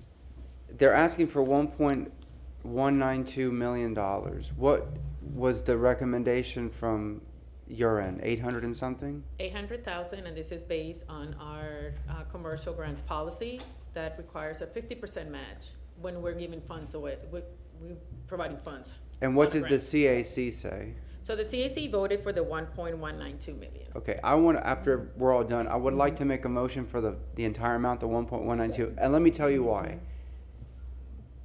I got to meet Dr. Smith in 2019, and my only regret was not getting to know him sooner. And if you hear his story, what he did locally, at the FAMU level, at the international level, because apartheid was mentioned as well. But you know, when we look at CRAs and their purpose, there's a lot of things. It could be infrastructure, it could be cultural, it could be something like this, which is a community asset. It's educational. It would be a beacon for the community to bring young people that live in the community that can walk right over there. It's not just the name Dr. Walter Smith and his legacy. It's his continued legacy of giving back to this community. And I've been by that house so many times. You know, the library, not the house, the library. And what it could be, if you look at, you know, just the renderings, it's beautiful. You know, it's a place that people will be proud of. It's in a historic area of Tampa, in Old West Tampa, essentially. But this is what we should be investing in. I wish we had more projects like this. And we do get great projects that come through the CRA. But this specifically, you honor the legacy of an important individual, but you're investing in the future and in our youth and in the community. I want to see this done. I'm excited. I know that the hurricane did do significant damage, and thankfully the house is standing, but it's going to be even more beautiful. And with the help of the CRA and their match, we'll get this done. And I'm excited. So I move for the full funding request of $1,192,418. Councilman Beer, I have the motions written down, so after we do. Yeah, afterward. Yeah, I got it. Thank you, Madam Chair, and obviously, and I'm glad to second and support that, and I'm glad, Councilman Maniscalco, you're doing that because it's the right thing to do. This is a wonderful project, and you know, for our friend Walter, I'm touched on this project on many levels, but the number one part that I'm touched on is you as a son with your dad. I'm going to stop saying because I'm going to start crying. So, you know, but it's true. You love your dad, and I'll just end that there. But there's another big thing, obviously, that towers with us, which is Tampa Black history, and that we don't acknowledge it nearly as much as we should. And this is a good step in that direction, that names like Robert Saunders or Francisco Rodriguez, Martí Maceo, Garland Stewart, Arthena Joyner, Delano Stewart, and so many other people matter to us so much, and that certainly includes Dr. Smith. And you take a look at why folks are here. They're here because they support your family, because they support the legacy of Dr. Walter Smith. But I'd like to feel that one of the reasons why there's such great support for this project here in Tampa is because of a larger issue. We're in the year 2026. We can't ignore the world we live in. We can't ignore the relevancy of the legacy of Dr. Walter Smith. We can't ignore the Florida that we're in, the United States that we're in 2026. And I'll just say this, that in a time when we know of things like Alligator Alcatraz, the legacy of human rights of Dr. Walter Smith matters more today than any time in recent history, because Dr. Smith was about civil rights for African Americans and human rights for everybody, regardless of who you are. And that's what this place is going to stand for. I will say as well, be remiss, speaking about FAMU, if we didn't mention a woman who, coming up on June 10th, leftist, Gwen Henderson, who was a proud rattler. She was, that woman was a rattler, and boy, I remember she was here during the street renaming, and she would have loved to have been here. So that's it. I'm letting my Latin side take over. I'm crying too damn much, and I'll stop. But thank you guys very much. Thank you. Board Member Clendenin? Yes, absolutely. One, I apologize this has taken so long. I would have loved to have seen this project move a little quicker, but you know, sometimes the wheels of government creak along. I agree with Councilman Maniscalco, and I fully support fully funding this. You know, one of the things that I want to emphasize and why this is so important to fund is, one, it's you know, we talk about the legacy of your father, and you know, it was just absolutely incredible. And you know, I think we all admire your efforts, Walter, to continue to be an advocate to keep his legacy alive and bring it to, you know, 2026 and beyond for people that live in this community. His contributions, not just to the city of Tampa, the state of Florida, the United States of America, but the world, you know, he's left a mark that'll live forever. And be able to have this placemaking in tribute to him is extraordinarily important to our generation and the generations that'll follow us in the city of Tampa. But even more than that, this is a place for the community. It's a place for the community to gather. It's a central location for people to show up and be able to, you know, hey, break bread on a Sunday, for, you know, be able to come and meet with neighbors and to talk. And hopefully this type of activity is what will move us forward and beyond this moment in history that Councilman Vera just discussed of this, you know, what's happening right now that we're all kind of just hunkering down and hoping to get past. But this type of an initiative is important to move forward for the city of Tampa and the legacy of Dr. Walter Smith. And I'm really happy that we've got here today and that we can move this project forward. Board Member Miranda?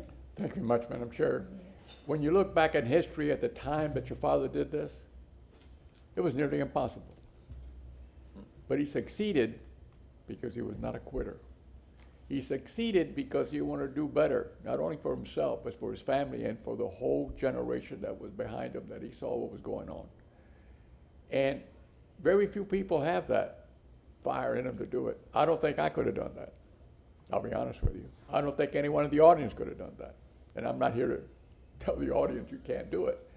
But you have to have that desire to keep marching forward. No matter what happens, how many times you fell, you picked yourself up, you said, I can do this. And not too many human beings can take that kind of mental beating.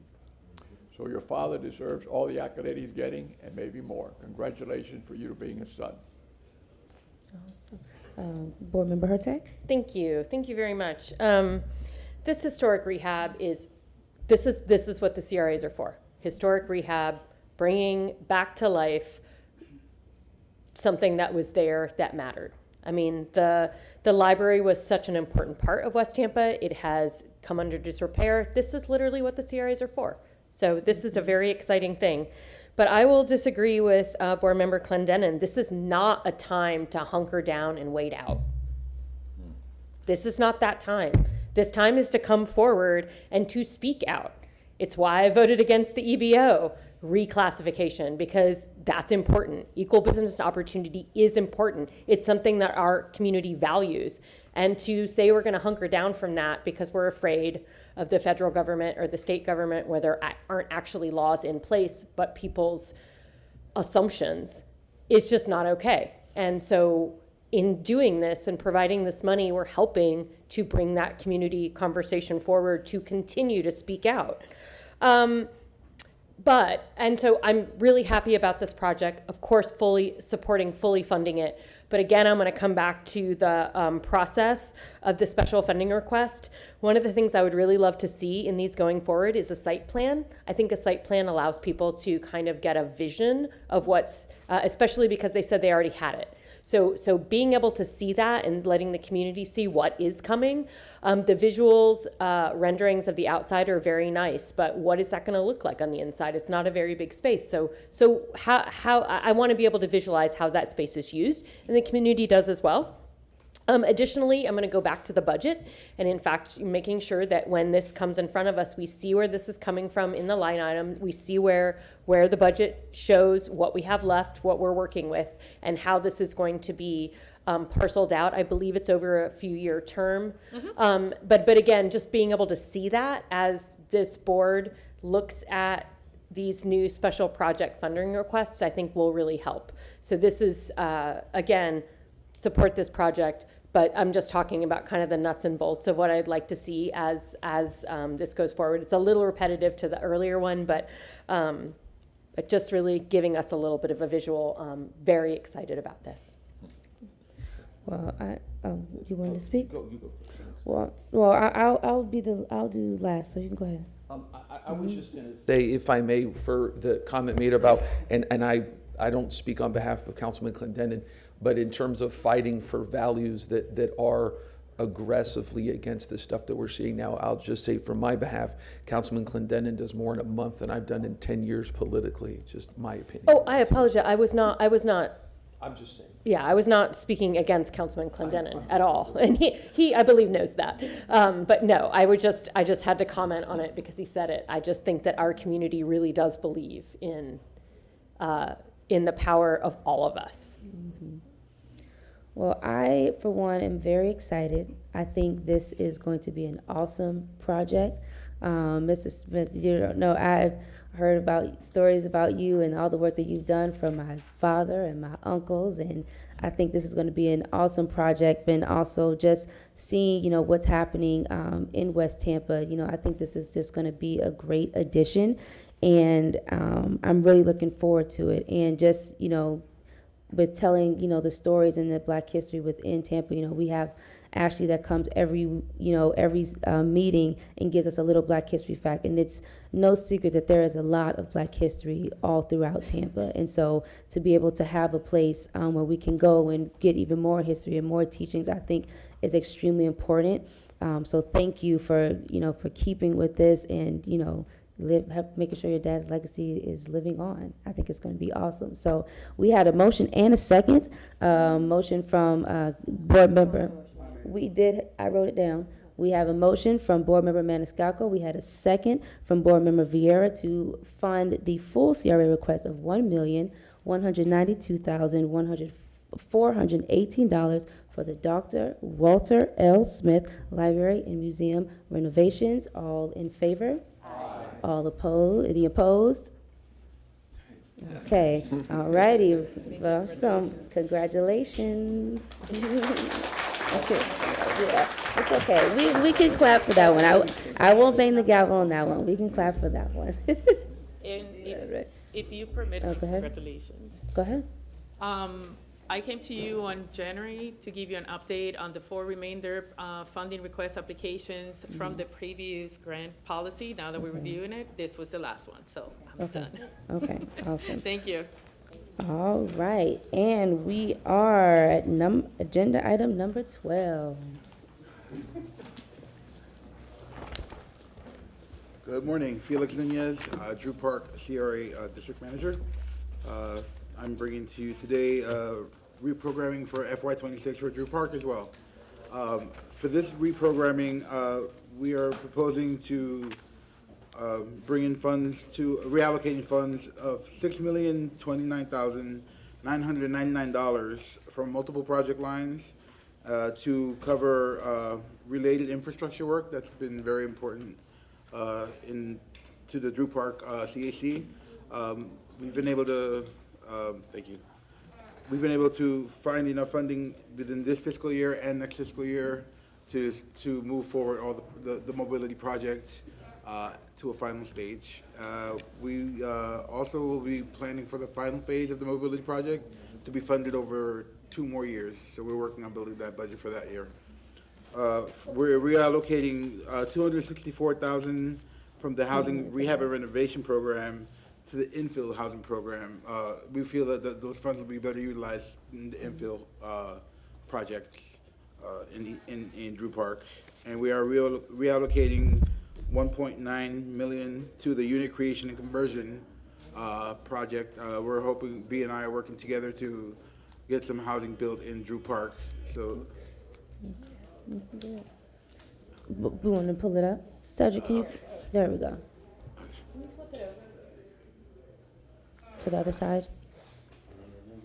There we go. And so those are the three items we're proposing for a total $8,194,000 reallocated within the budget of Drew Park.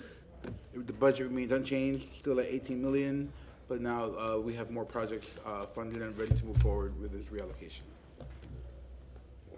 Do I have any questions or concerns? Board Member Hurtak?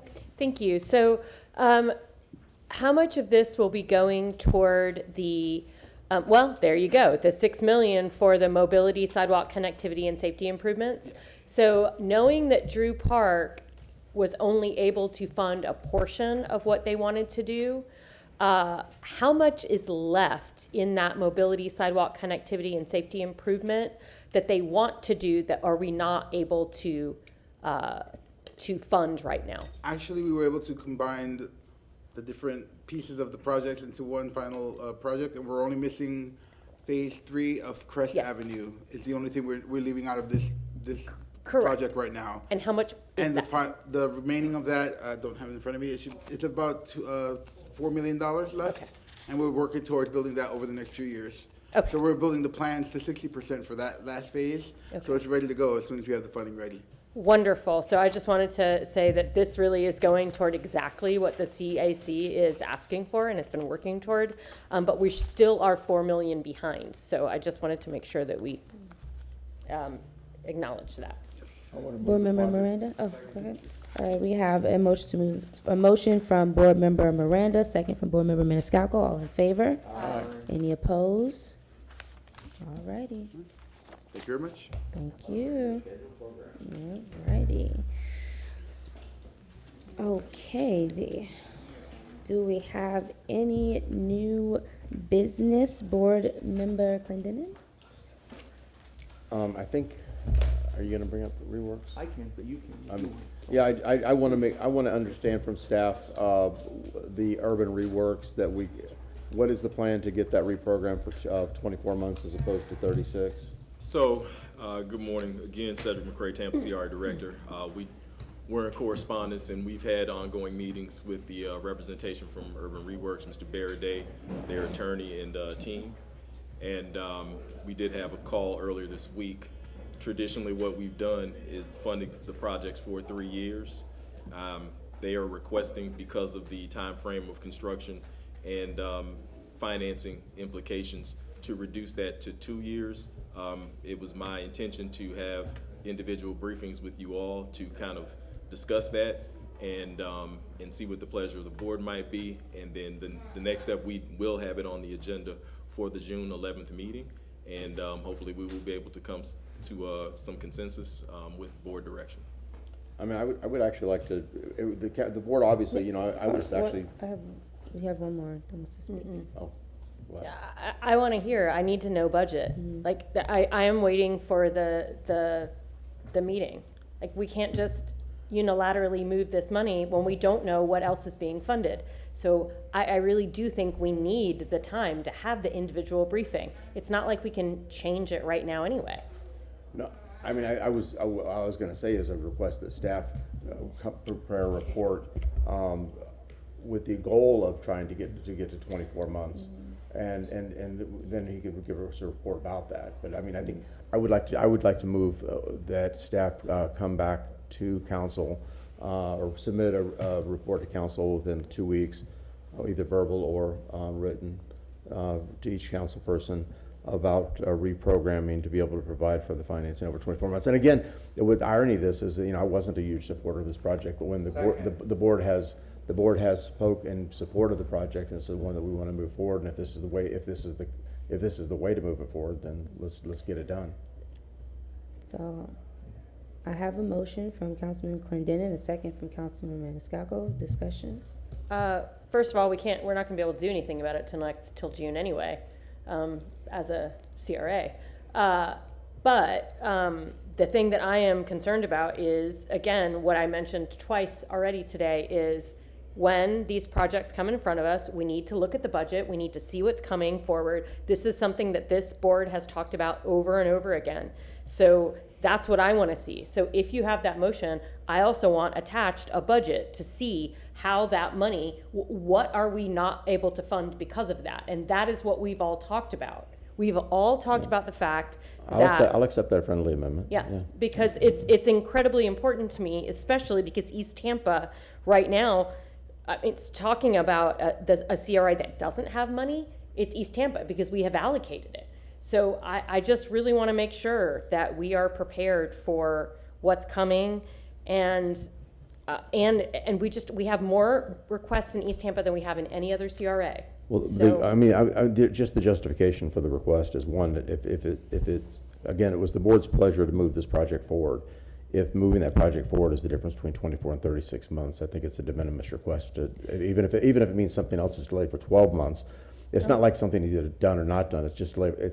I think the commitment is to fund it. It's whether it's 24 or 36, and if they need that funding to be able to get it accomplished in 24, I think that's a reasonable request. However, what about the next person who comes for 24? And what about the next person who comes for 24? I know. I'm just saying, I I mean, we understand. just approved $35 million, but it's every 7 million. 7 million every 5 years. And so that's what I'm saying, like, if we have a rule, we need to make sure what the rule is and that we're following it, and what the implications of the rule are, and which is why I want the budget. Board Member Vieira? Yes, ma'am. Thank you so much. And so, I mean, I'll be supporting this enthusiastically because, like Councilman Clendenin said, potentially without the 24 months, this could fatally wound the project. And if we want this thing to move forward, then we have to make a way forward.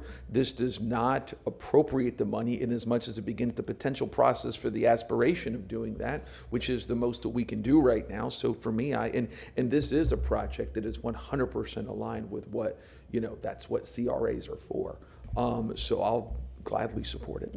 Board Member I'm not Miranda? opposed to everything I've heard, but you never know what happens in 12 months, 24 months, or 36 months down the road. You have to be very cautious of the times that we're in this country. And no matter if you have it today or don't have it today, what are you going to have tomorrow to carry over to do something else? So I'll support what Councilman Hurtak, Board Member Hurtak said, that it be added onto the comments that Mr. Clendenin said. Yeah, I accept that. Okay, so we have a motion with the amendment from Board Member Hurtak to add to attach the budget. Motion from Councilman Clendenin, second from Councilman Maniscalco. All in favor? Any opposed? Okay. All right. Any more new business, Councilman Clendenin? I'm gonna get used to it. That's all. Yeah, Whoever you right. are. The best thing around, Council. Board Member Vieira. Yes, sir. And by the way, for that, I am in talks, speaking of small concert venues, with the folks at Forest Hills to do our annual karaoke probably around July. So I know. Maybe we do Are we gonna be October. outside? Oh, yeah. It's fun. It's awesome. It's a great time. But Are you singing? Sí, como no. Yo voy a cantar. What he does is cannot be defined as singing. I was giving him a break. I know, I'm a poor man's Lou Reed, you know what I mean? So yeah, very much so. But so couple of things I wanted to mention, if I may, which number one, we had Mr. Tom DeGeorge here, who just, he wears his heart on his sleeve on so many things. I really didn't get to know him until I went to a concert for Chuck Reagan at Crowbar, and we had a good talk. And council, how do y'all feel about having a CRA discussion on preservation and assistance for in every way that we can? Maybe we could do it under city council, but particularly for our small concert venues in Ybor City. What's? Sure. Yeah, I mean, do y'all think CRA is the best place to have it? Yes. Yes, ma'am. Yes. Board Member Hurtak? I would say yes, only because that's where we have the money. Yeah. Let's just be honest. And it is infrastructure of some sort. And if we find out through our conversation that it's something we cannot fund in the CRA, then we can continue the conversation as city council. But I think it's an appropriate place to begin the conversation. Board Member Clendenin? I wouldn't restrict it. I think it's cultural arts. I think that because you talk about small playhouses and things. I think small venue cultural arts assets, I think would be more appropriate to Sure. classify it as? We Ms. may, Thrower? it may not work though. Hello. Well, actually, it's great timing. Brenda Thrower, Ybor CRA manager. We are in the process of updating the plan. And you will all be getting interviews with our consultant on stakeholder interviews. So one of the things we just need to have, it has to be in the plan in order to fund it. So great timing, couldn't be better. You'll be getting, it'll be this summer coming up that we're working with the community right now. So we just need to add that into the plan, because right now, just so you know, art is not even in the plan. Yeah. So we need to update that. Thank you. Okay. All right. And why that's important, because we talked, one of the things 3 years ago when I came onto council, talking about placemaking in East Tampa, I have been a huge advocate of creating some type of artist space in East Tampa for focusing on Black artists. And, little coffee shops, Black artist space, it's one of those things I've been swinging for. I think for placemaking, I would love to see that maybe when we talk about the feasibility of that Gator property, incorporating something like that in there. I think that is an important area. We could replicate that in other areas of the city, in West Tampa or, with Latin or Hispanic. What would that be in New Tampa? I don't know. What would that be? I don't know. But I think, we have such a cultural rich history in the city of Tampa, and to be able to have these small, we don't have to talk about large scale, these small scale projects, I think would really help with the fabric of the community. And so if I may, do you think a discussion on that would be ripe for the July meeting? When do you all think is good? July meeting will be laser focused on budget. For FY '27, I would suggest maybe August, September. Okay, let's do August. I'm okay with August. Okay. So that's my motion, if I may. And I do want to focus it though on small concert venues, and we can have a larger discussion on that, on the arts and all that stuff. I'm great with that, but small cultural venues. They're okay. Yep, small cultural venues. Yep, I'm good with that. So long as that's understood, I'm talking a lot about concerts and things like that. And I would also request, obviously, that staff consult with Mr. DeGeorge on that, because he is a passionate face of that. So that's my motion, if I may. Okay. I'll second that. So we have a motion from Board Member Viera, a second from Board Member Clendenin. Sorry. In fact, going along those same lines, growing up in Ybor City, the Cuban Club had dances. They had all kind of stuff like that. They had floors, and the Centro Turiano had 4 floors. And during the holidays for New Year's, they would have 3 or 4 different bands. All of them would. And it's the Cuban Club had it, the Italian Club had it, the Centro Turiano had it, but the Centro Español had it. I don't know if they're still available, because that changed a little bit. It was a theater there and everything else, a movie theater. And I remember walking with my grandmother, because I had to go with her because I was the oldest grandson, so I would walk her from Sanchez Street to see the movies. And for 9 months, I thought I was Mexican, because all we saw there was Mexican movies. Pino Guisado, Dia de la Madre, all of them. And I thought, hell, I must be a Mexican. But it was a wonderful time to go, and I learned a lot of my Spanish listening to the movies. Imagine something like this in Sulphur Springs. Oh, yeah. And the Sulphur Spring had their own theater. Yeah, they do. The Springs Theater, which there are, there's a couple that is working. They've been working on renovating it for quite some time. And may I say something last, if I may? Yeah, you still have your. Thank you, ma'am. And I would ask, that we also ask Mr. DeGeorge to specifically present and speak. We can give him 5 minutes, 10 minutes, whatever, just again in recognition of his role, because I hold him in regard. I think he's cool. So there you go. So we did a motion, second, and approved. Okay. That's it? Yes, ma'am. In terms of that. Okay. We need to vote. I thought we voted. Did we vote already? No. Okay. So we had a motion from Councilman Viera. We had a second from Board Member Clendenin. All in favor? Aye. Any opposed? They're not, if I may, they're not motions. They're not motions, but there's things that I think we ought to keep our eyes on, which is, number one, we had folks from the community come and talk to us about Mount Zion. Man, I'd love to see. And I'm not going to motion for this, just because it's your district, ma'am, and I want to be deferential to that 100%. CRA. No, I know, but still, I still It's something we observe. could talk about. Yeah, but I Yeah. still observe those boundaries or whatever, especially on something like Mount Zion. I just do. But I'd love to see that. If we can make a way for that, man, whether it's whatever it is in the city, CRA, whatever, that'd be great. Number two is I was going to do a motion on, but I think city council is probably more appropriate with a raise. I'm having a lot of talks with them that if this does go through, seeing space for a police substation presence and room for a Tampa Fire presence. There is a substation. Yeah, I hate to say this, but I mean, well, I guess it is CRA. No, but no, but I was going to say that I'm going to talk about that this evening. Oh, okay. Yeah, because it is CRA, but yet it's not. So just something I'll be bringing up tonight and everything. But that's all. So that's all. Thank you very much, Council. I think, Director McCray, you wanted to add to that? Yes, good morning again. As all of you are aware, at the invitation of the council chair, I was able to present some information on behalf of the Drew Park CRA. And there is a memorandum of understanding that is being drafted, and I'm going to ask Attorney Shepard. He has been having conversations with the city legal department related to that, and I'll allow him to just say a few words to update the board, you as the CRA board. Okay. Attorney Shepard.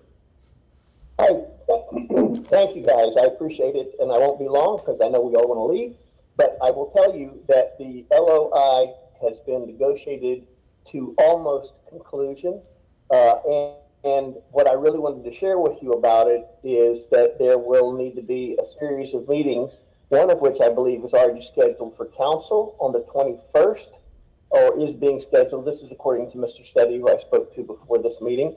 And there will need to be either a simultaneous or a subsequent, I'm not sure which, CRA meeting to go into the more detailed discussions of the LOI and where it sits and whether or not there's general agreement to proceed or not. All of those things are still obviously within your province, but the time to bring it forward is coming up rapidly. And so I wanted to make sure I let you know about that. I don't have dates in mind. One of the things that we discussed this morning, or Mr. Steady and I discussed this morning, is timing. And there isn't time to do a 7-day notice so that we could put this body on a sort of a joint CRA council track with the meeting that's already scheduled for the 21st. So I'm told. But I did want to bring that to your attention because that is something that from a scheduling perspective, apparently is going to be headed your direction. Board Member Hurtek? So what you're saying is, and it's really hard to hear you, you're kind of tinny. What you're saying is that you're trying to hold a second CRA meeting in conjunction on the 21st? That doesn't give us the 2-week notice period. That is what I said, and I apologize. I don't know what's going on with the microphone if you're not hearing me. The answer is there is a city council meeting scheduled on the 21st, and we've determined, I say we, I'm talking about myself and your city attorney, that will not accommodate enough time to notice a CRA meeting.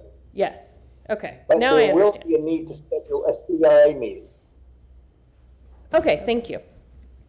Okay. Any other questions? Oh, Board Member Clendenin? So, Mr. Shepard, is your ask, or is the discussion that you've had with our city attorney that we should be scheduling another CRA meeting before the end of the month? Well, I would characterize our conversation as putting this on your radar, since I don't have the authority to ask you to schedule literally anything. And if you're not hearing me, I don't know what I can do on my end to fix that. If I did, I would do it, because according to my microphone bars, you're all the way to the end. So what is the question? I have a question. Go ahead. What is there anything preventing us? We have a workshop scheduled on the 20th. It is a very important workshop and it's full. Yeah. So then the only other opportunity would be to schedule a special meeting. Okay. Yeah. But My calendar is before full. the 21st? Is that what you're asking? We can't, that's only 7 days from now. We must, it's required of 2 weeks. Right. What is that a state, is that a council rule, or is that a state requirement for notifications? What is the legal notification for a meeting, Mr. Shepherd? According to Mr. Steady, and again, I'm relying on him because the call just literally happened as this meeting was beginning, it's 7 days. And so if you count the days, we wouldn't have enough to do it at the same time as your currently scheduled council meeting on the 21st. But it would need to be, at least according to him, and to accommodate the Ray's schedule, again, to the extent that's a concern for you, I don't want to presume anything here. The 21st But, is it would need to be crazy soon. busy. Yeah. I mean, 21st is really, really, really busy for us.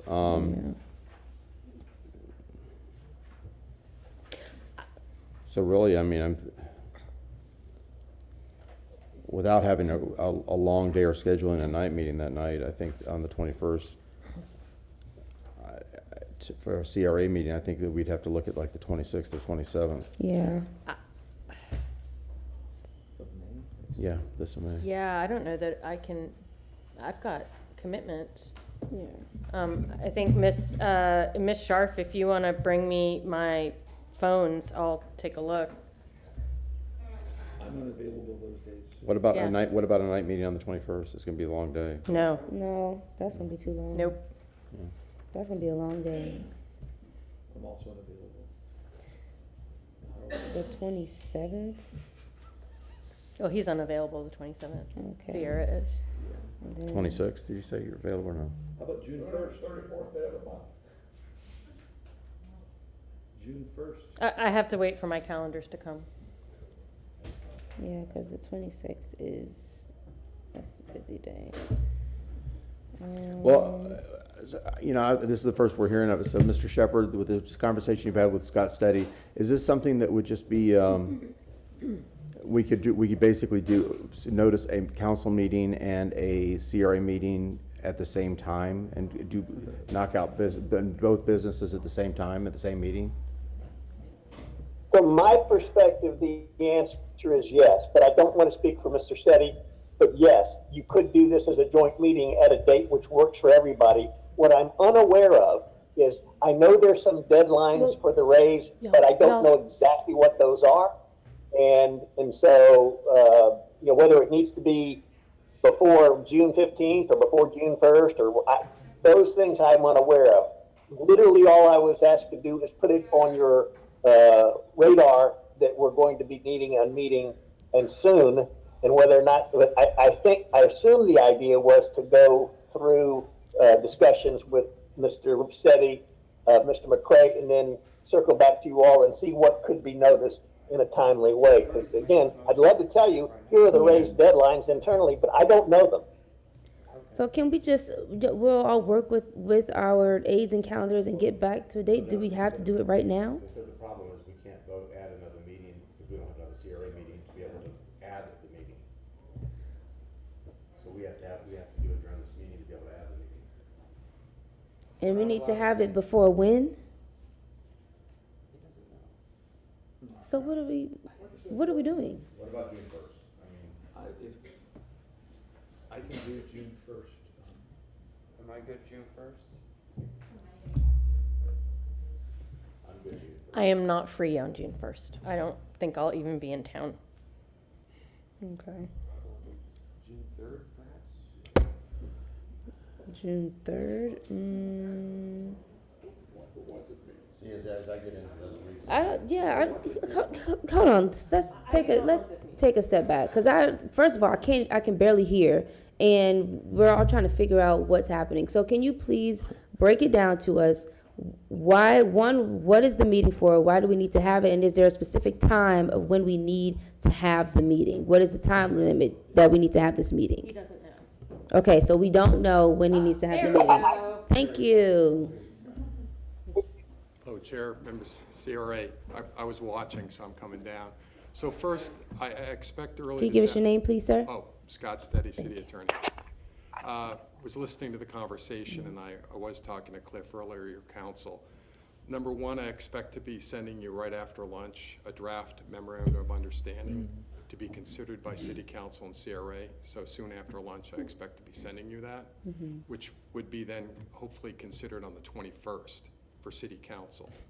The County Commission is expected to vote it on the 20th, the day before.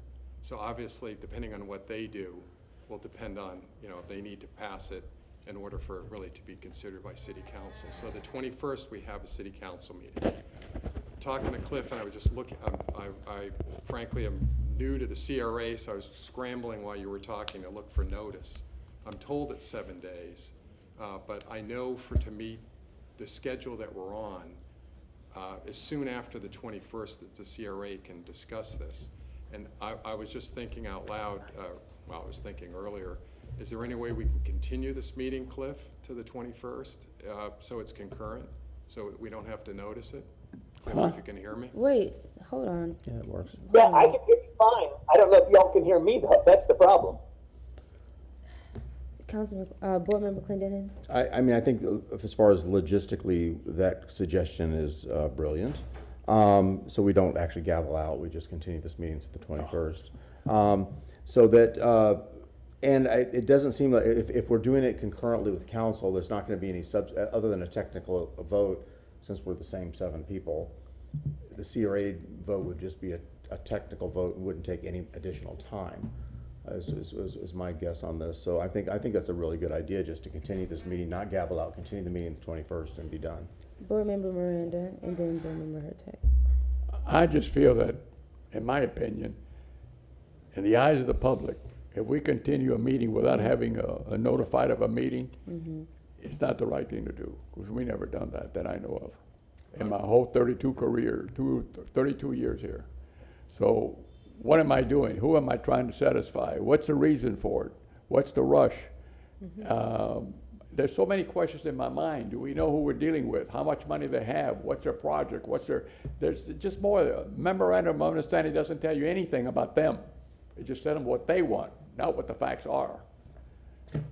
And I'm not trying to badger you in any way or different way at all. I But understand. who are they? What money do they have? How are they going to finance? Where do they come from? They know what we have, but we don't know a damn thing what they have. We don't know nothing. So, listen, I don't want to rush anyone. No, I know here, that. But I know we're going to have the 21st for City Council, and clearly we're going to have a substantive discussion, very much a substantive discussion. I'm not suggesting you as the CRA. Cliff has been very much involved, by the way. He's made significant comments, so just so you know, your attorney has been very involved right up till yesterday. So again, I'm not trying to rush the process. I was just trying to be efficient. And I know CRA is different, but CRA is still the City Council sitting as the CRA. So, I understand the notice for the CRA, but it's up to CRA. I think as long as we have a meeting soon after the 21st, I'm sure that'll be fine. But we just can't put it off too far. Board Member Hurtak? So first of all, May 21st is absolutely jam-packed. I do not know where you're going to fit this in, if you want a substantive discussion. Just going to say that first. Second, I mean, I think at this point you would have to add a night meeting, because this is a chock-full meeting. It's going to be really long. In fact, I think we even said we weren't going to add any more staff reports because it's so long already. But that's one. Two, CRA is wildly different, the conversations we're going to have, than we are as a city council. So I believe they should be 2 separate discussions. And I do agree with Board Member Miranda. This is not something, regardless of what happens, I do not want the constituents to come back to us and say, we didn't know about this meeting because it was continued. We didn't get proper notification, and that is my real concern and worry. And so I'll put it there. I will not vote for a continuance of this meeting. By the way, I fully appreciate it. No, Just I offering appreciate that as an alternative. I'm not pushing that at all. Board Member Vera? Thank you very much. Yeah, and so there is that which is legally sufficient, and then there's that which is equitable for our constituents, and so I can understand that distinction. I know, I was going to get into something I'm not. let me ask you, I mean, if we were to take action as a CRA, if the county passes it, if the city passes, there's a lot of hoops to go through, right? Would 10 days afterwards, in any which way, fatally undermine, you know? Okay, so I'm going from what I understand that the issue is right now is the Rays are looking for, obviously, the state and the legislature to vote on some issues regarding the campus. So that's the time frame. The reality, again, for what, I mean, I understand you're not ready to vote on it, but if you at least want to consider it and for it to happen, it needs to be done soon after the 21st to make the commitment, which I understand the legislature saying, unless the city and the county are looking like they're moving forward, which again, I'm going to back up and say this is a non-binding memorandum of understanding. Yeah. It is certainly important. We certainly need to go through the issues. We certainly need to talk about the funding, but it is part of the process, and it will not be binding, but it will indicate to move forward with a significant amount of effort that needs to happen. But my understanding, to make this viable, we need to do it sooner, and I'm just giving you the information. And it needs to be soon after the 21st. And if I may. Go ahead.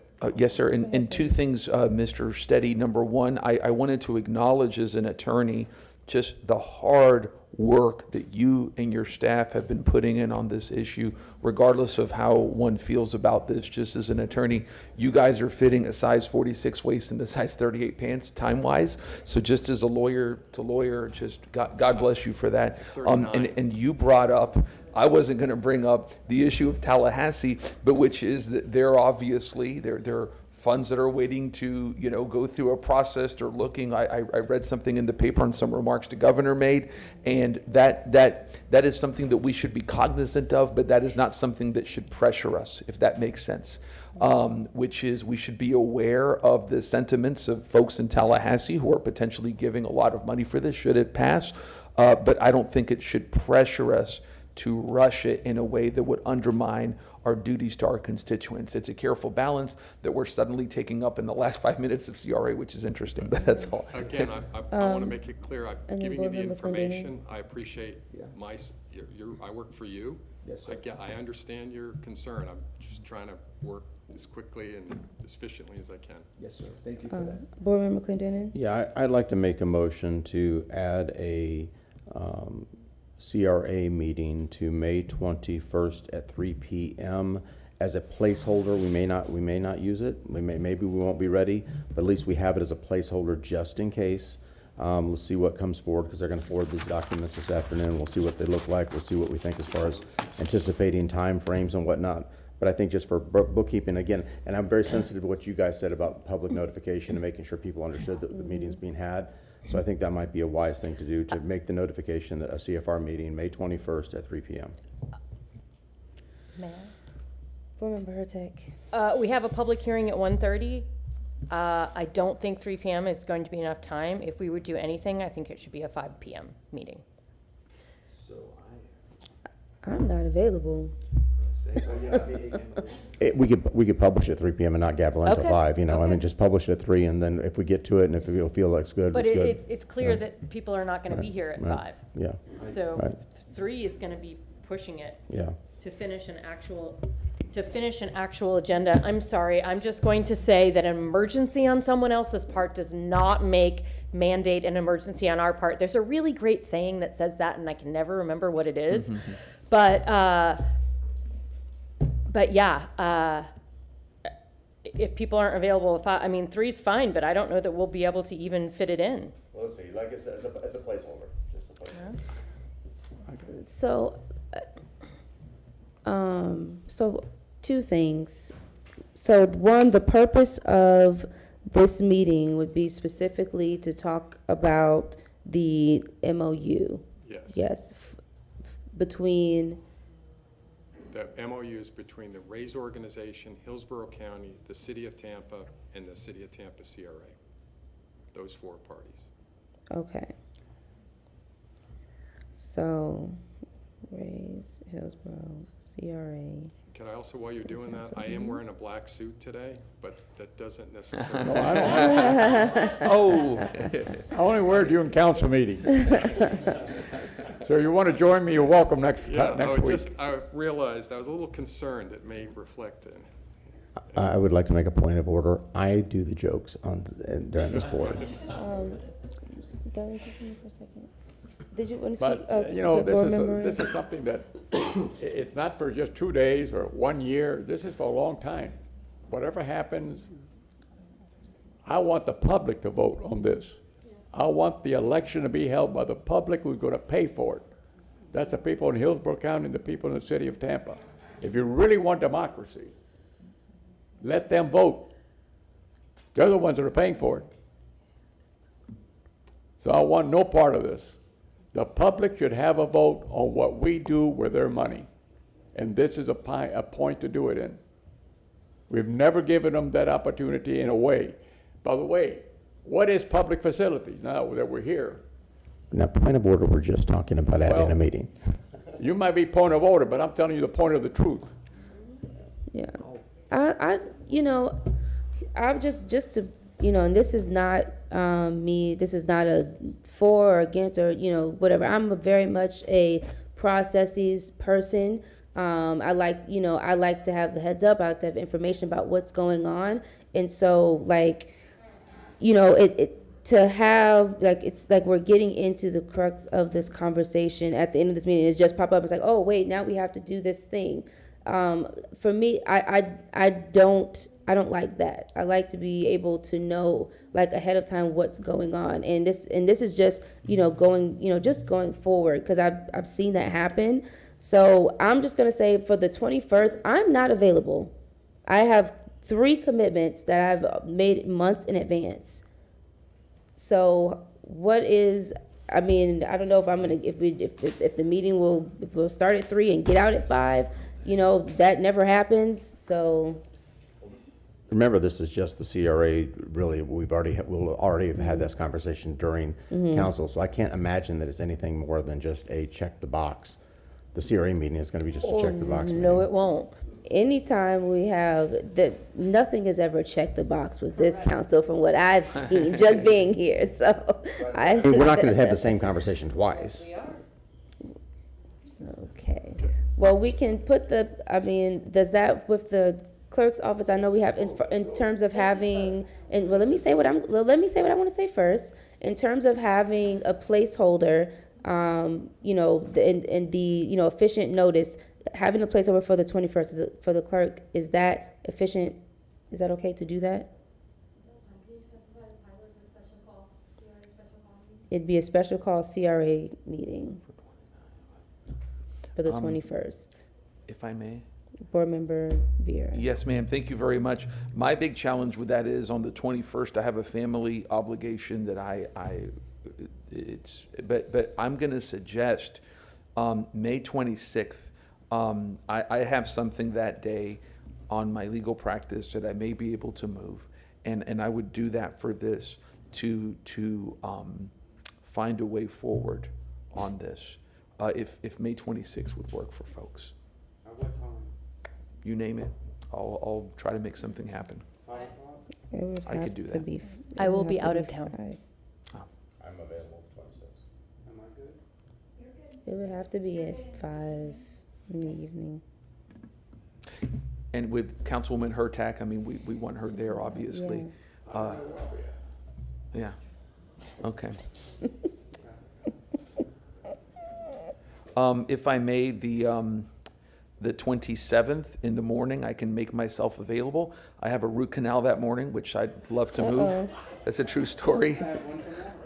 Oh, it's part 2, man. I'm not looking forward to it. I can do the 27th daytime. I have a state mandated training for AHAC, and that we cannot, if electeds miss that, we can lose our funding. How about, if I may, the 29th, I'm available in the day as well. And I can make myself available the 29th. At what time? It I have graduation, Middleton High School graduation. At what time?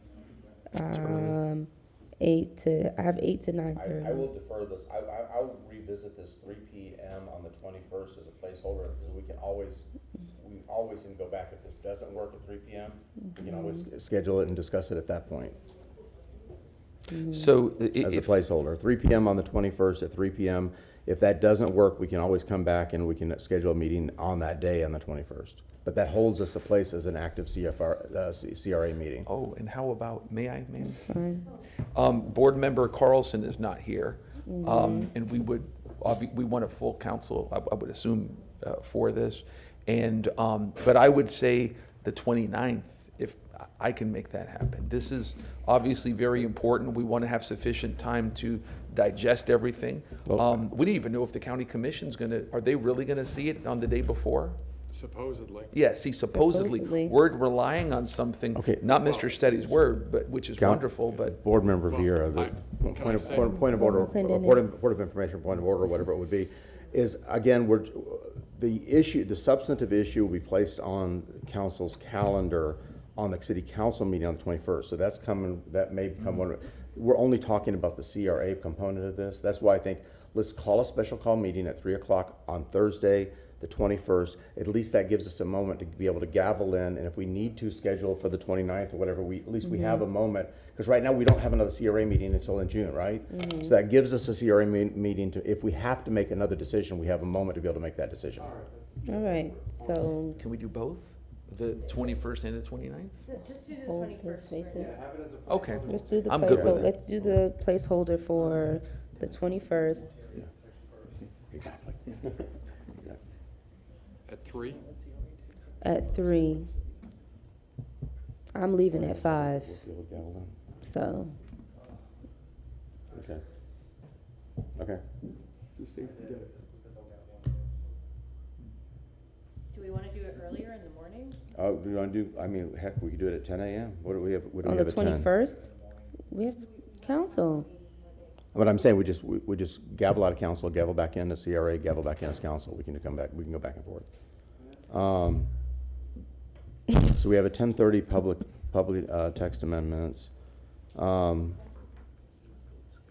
one I would, knowing this is coming, I would urge everybody to look at their agenda items on the 21st and maybe see if tonight you can come back and maybe we could defer some of the presentations and some of the issues that are on the 21st. And if people are willing to do that, maybe we could do a 9:30 AM.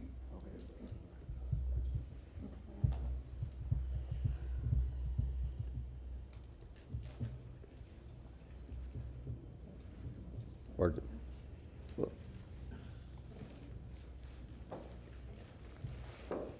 okay, 11 AM on the 21st. I make a motion to schedule a special CRA, a special call meeting on May 21st at 11 AM. Are we gonna be out of council? No, we gavel. Oh, we're gaveling. Okay. Yeah, we'll be, yeah, you and I will change seats. I guess. 10 AM. Is there a second? Yeah. You said 11 AM. I'm sorry, 11 AM. Yeah, 11 AM. I'll second it. Okay. Okay, so we have a motion from Board Member Clendenin, second from Board Member Maniscalco. Is that, Board Member Miranda? Did you hear it? Say it one more time. It was at 10, there's one at 10:30, so we should be done by then. We're gonna gavel out of council and gavel into CRA. Okay, can we just vote? Okay? Okay. All right, do you want to do a roll call Just vote? all those in favor. Okay, all those in favor? Aye. Any opposed? Nay.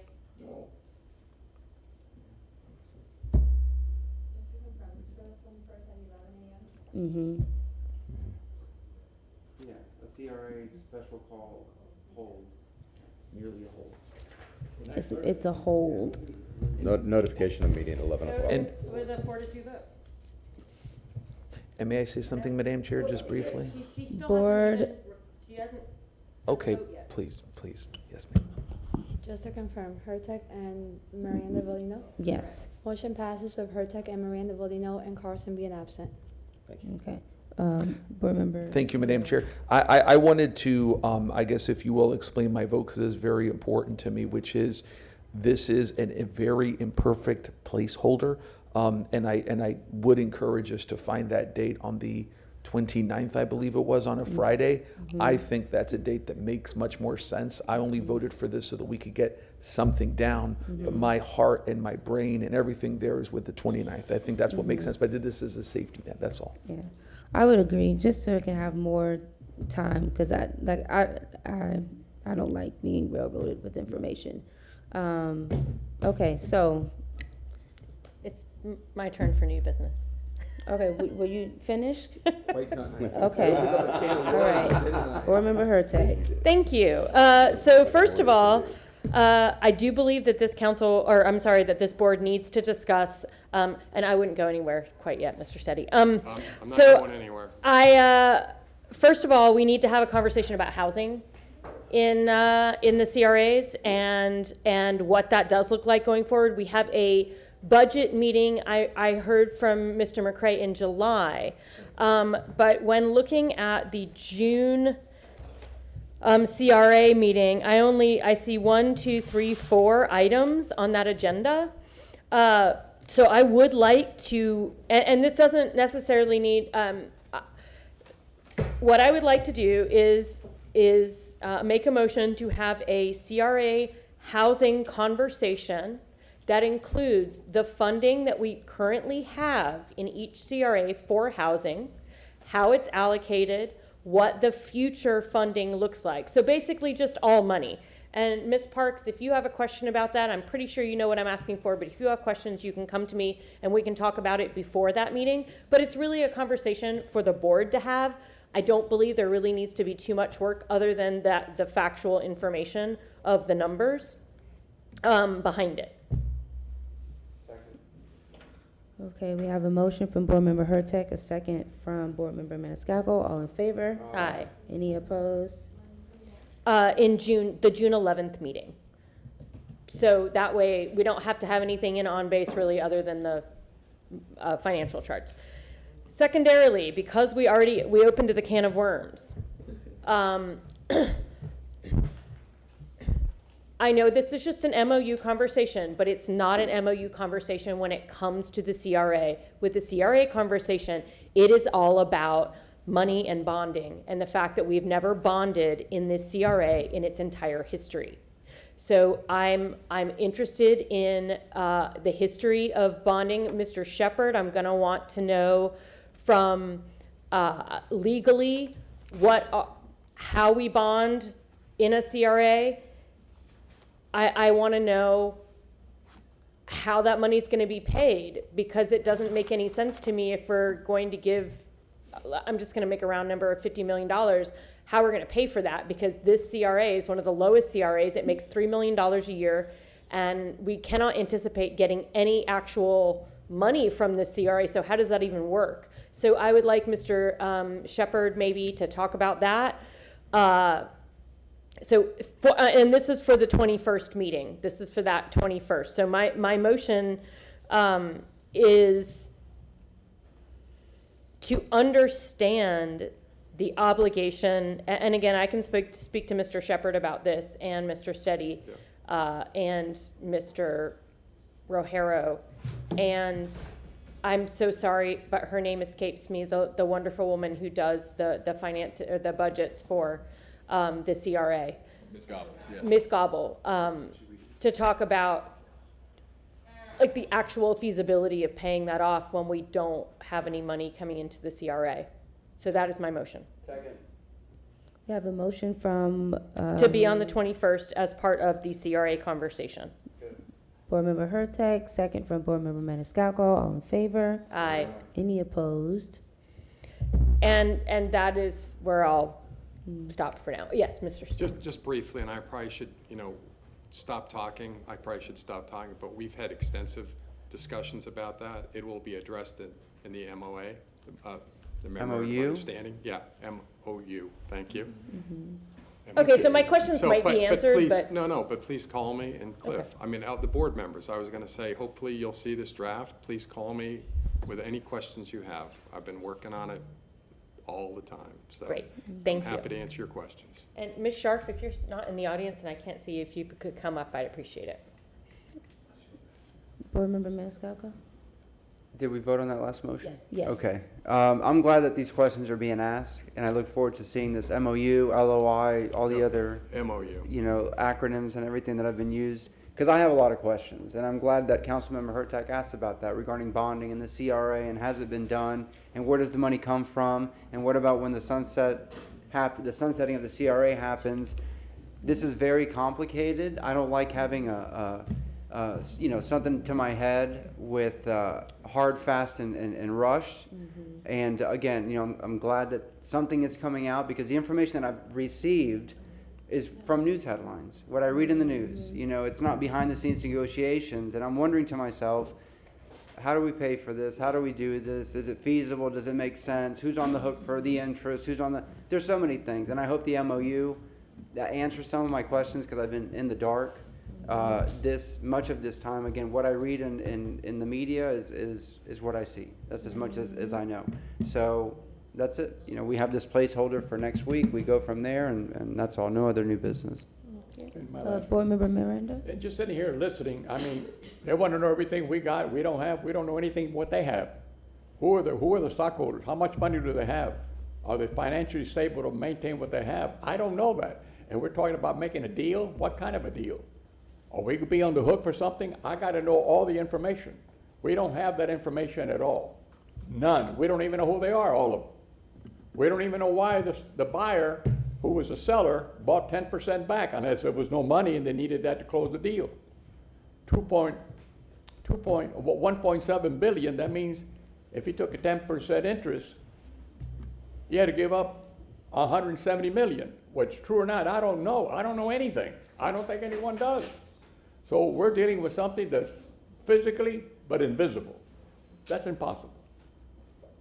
Understood. Board Member Clendenin? Yeah, I just want to reset this conversation, and for the public that listens to this as well, and for the press. This is going through a process, and as our city attorney just described, and along with our CRA attorney, we have some incredible staff. I'm maybe I'm the one that's messed up here, because in my mind, we are the ultimate decision makers, but we rely between our meetings. We have full-time staff that works 40, 60, 80 hours a week behind the scenes doing these things. Dennis Rajero, John Bennett, Scott Steady, Cliff Shepard, and countless other folks that work for the city on our behalf have been diligently in these conversations. Making statements or assumptions that I don't know yet, well, because that has been happening behind the scenes as scheduled and as appropriate. These issues are brought before us when they're ripe to be brought before us, because otherwise we'd just be discussing an incomplete memo or an incomplete memorandum of understanding. Until that memorandum of understanding is complete, anything is subject to change. They are now going to present us a final document, and as I've said from day one, once that final document's presented and I see how the I's are dotted and the T's are crossed, I will make my determination as an elected representative of the city of Tampa of whether I'm going to move forward with this project based on my 1 out of 7 votes or not. But until then, everything else is just pontification, or it's just political bullshit. This is just right until this document gets in front of us. Nothing else needs to be said, and we have good staff that's working on it. We should trust our staff. We should trust the subject matter experts, because God damn it, I'm not qualified to sit down and talk about the amount of money and the bonding and stuff. When they're going to come before us, they're going to tell us these things. I'm going to listen to what they have to say, and then I'm going to judge it based on that. Thank you. Well, hold on. Board Member Miranda had his mic on. Do you want to speak? Oh, at the end. You sure? Okay. Board Member Hurtak? Remember. I just wanted to, so if that was the case, when I asked to postpone the public meeting, you should have done it. You said, oh, but we'll have to talk about it, we'll have something to talk about. That was a waste of time. It was a waste of time. I mean, we had nothing to talk about. We learned nothing. I asked questions that I got no answers to because they were going to be in the MOU. So I don't think, I mean, you're saying two separately different things, and I just wanted to make sure that I called you out on that, because that is not at all what you have said. Oh, my turn. Hold on. Well, can I respond to the, she's addressed it directly to me? Are you okay with him I was going to responding? make a statement for all of us. Remember, Okay. recognition is part of the cure. Well, on that issue, Remember? Councilman Pertek, your point is well taken, except though there was a lot of things out in the atmosphere, and it was an opportunity. I felt that workshop was an opportunity for both the Raise organization, the city staff, and the public to come out and have their say of ways of what was happening. And honestly, I also think that was good information for the subject matter experts, the staff, and the Raise organization to hear from people about, as they were crafting that information, to be able to have that information. So I mean, I think that was, because they didn't need to just hear from us, they needed to hear from the public what their concerns were. So I think that was a good moment in time, and that's why I thought it was worthwhile. I don't necessarily disagree with you on the subject matter, the point taken, but I think overall it wasn't wasted time. It was an opportunity for people to share their opinions. Remember her tech? So, yeah, maybe waste of time was too strong of a phrase, but it really didn't give us any new information, just no new information. So, at least for me, because I have actually been meeting with city staff and regularly to find out the information. I've taken that upon myself. So I have one more motion, and my motion is that I want to hear from the Drew Park CRA or CAC on the 21st as well. Second. We have a motion from Board Member Hurtek, we have a second from Board Member Maniscalco. And the reason is because during that public meeting, the chair got up and said that no one from the Raise organization had reached out to the CAC at all. So I want to make sure that, and if they don't have time to have a quorum, that's totally cool. All of them can come and speak, because that to me is incredibly important. I really want to hear from them, and I'm flabbergasted that no one reached out, because that was the number one thing I asked from the Raise organization when I met with them. I met with them twice. I asked twice. They said they were on it. Clearly they were not. Thank you. Okay, so we have a motion from Board Member Hurtek, a second from Board Member Maniscalco. All in favor? Aye. Any opposed? Okay. Could I just make one final comment? Yes, and then Board Member Miranda. Okay. No, go I ahead. just want to make it clear that this is important. The memorandum of understanding is important. It should outline a lot of facts, a lot of detail, but it is non-binding, and you retain your discretion to prove anything further. So I'm not suggesting this isn't an important document. It is. It's saying basically we have a general understanding to move forward and do a lot of more work. But at the same time, we made it sure and pushed back that it's non-binding and that you have complete discretion as we move forward. So again, it's important. I don't want to minimize it at all, but we wanted to make sure, because we could have spent months more trying to resolve all the issues, and we just couldn't. So the memorandum of understanding does outline what's the commitment. And I'll also tell you, I made sure Cliff was involved a couple of weeks ago and he has, I can assure you, he has absolutely added a lot of language to make any commitment that you may have conditional on other hearings and in your discretion. So Cliff's done a good job of protecting the CRA in this memorandum of understanding. So look forward to working with you. Thank you. Board Member Miranda, and then. Correct me if I'm wrong, anyone. We've already had one memorandum of understanding given to us a week or two, 10 days ago, whatever. You saw was drafts. Draft. You saw drafts. Memorandum of understanding. This is a draft on the draft, more than likely. Yeah, this is what's considered the final draft. You're going to have more likely a third one, and maybe a fourth one. No, right now, this is intended to be the draft that the city council and the CRA executes. So this is the second one, then. The first was a draft, which is different from this one. The draft had It similarities. has to be, if not, it'd be the same draft. Right, no, It's not the same, but it's similar. This is further discussions, but it's intended to be final. Okay. No, we're not done yet. Board Member Hurtek, then Board Member Viera. All I wanted to say was, the only reason I'm asking for these conversations to come forward is because we don't know what's in the MOU. And if we don't ask for it now, we can't, because we're sitting as the CRA board. So I do appreciate that we'll know more things, but that's the reason I made the motions I did. And if it turns out not to be relevant, it turns out not to be relevant. But I would rather have made the motions now when we are legally able to. Sure. So, thank you. And one more and I'll quit. Okay, this is it. This is it. And Mr. Nunez, you're here, you're my witness. I was in Drew Park about 3 days ago, and I so happened to stop by, and who did I meet with? The lady that was never given the honor of talking to the people that she needs to talk to. And I went over all the information that's needed for what they wanted to do in the CRA. And this morning, as I walked in, I saw Mr. Nunez, and I pulled him over. Is that a fact or not? And we discussed the same 3 things or 4 things that CRA needed, and it's already funded. Am I correct? And now those things are in place to be brought forward and completed. Am I correct? So what money do they have left for this year or next year? None. Am I correct? So what are we talking about? Those projects are there, they're funded. All they have to do is continue with the operation. They're already funded. And I'm not trying to be on one side or the other here. I'm telling you the facts of what happened by accident, really. That's all I'm going to say. Thank you. All right, Board Member Viera. And to close it out, if we're finished. Wait. I'm out. Oh, go ahead. Okay. Oh, please. Yes, ma'am. Board Member Young, do you have any new business? Well, I did. Go for it. Well, I will just say that graduations are coming up. We have a lot of seniors and college students.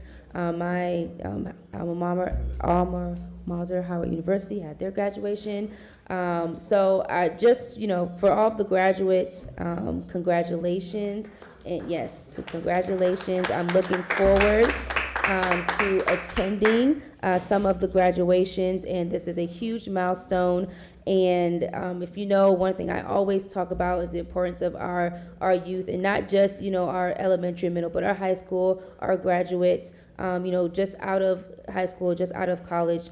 We are trying to do our best so that you can have, can be proud of the city and the state that you live in, and continue to persevere and continue to be courageous and continue to speak up and continue to fight the good fight. So that is what I will leave with for today. And Board Member Viera. Thank you, Madam Chair, and so that we stop talking about controversial subjects, I want to talk about Cuba, Israel, I'm joking. Oh my No, God. but if I may bring Darsh up, if you don't mind, very briefly. So a lot of y'all know Darsh. They were my intern, and so Darsh has recently been hired to work in our clerk's office. So I just wanted to publicly salute Darsh, who's such a wonderful person. And we look forward to continuing to see you, Darsh, in public service here. You're a wonderful person. And I took Darsh and Greg out, 3 days ago, to Panera Bread, and we sat in the very booth where I studied the day before I took the Florida bar 23 years ago, which is funny. But Darsh, just wanted to publicly salute you. You're a wonderful person. So just God bless you. That's all. Thank you. Thank you, Darsh. Thank you. Thank you. I have a motion from Board Member Maniscalco, a second from Board Member Miranda. All in favor? Well, all right. Congratulations, you did a great job. Thank you. We are adjourned.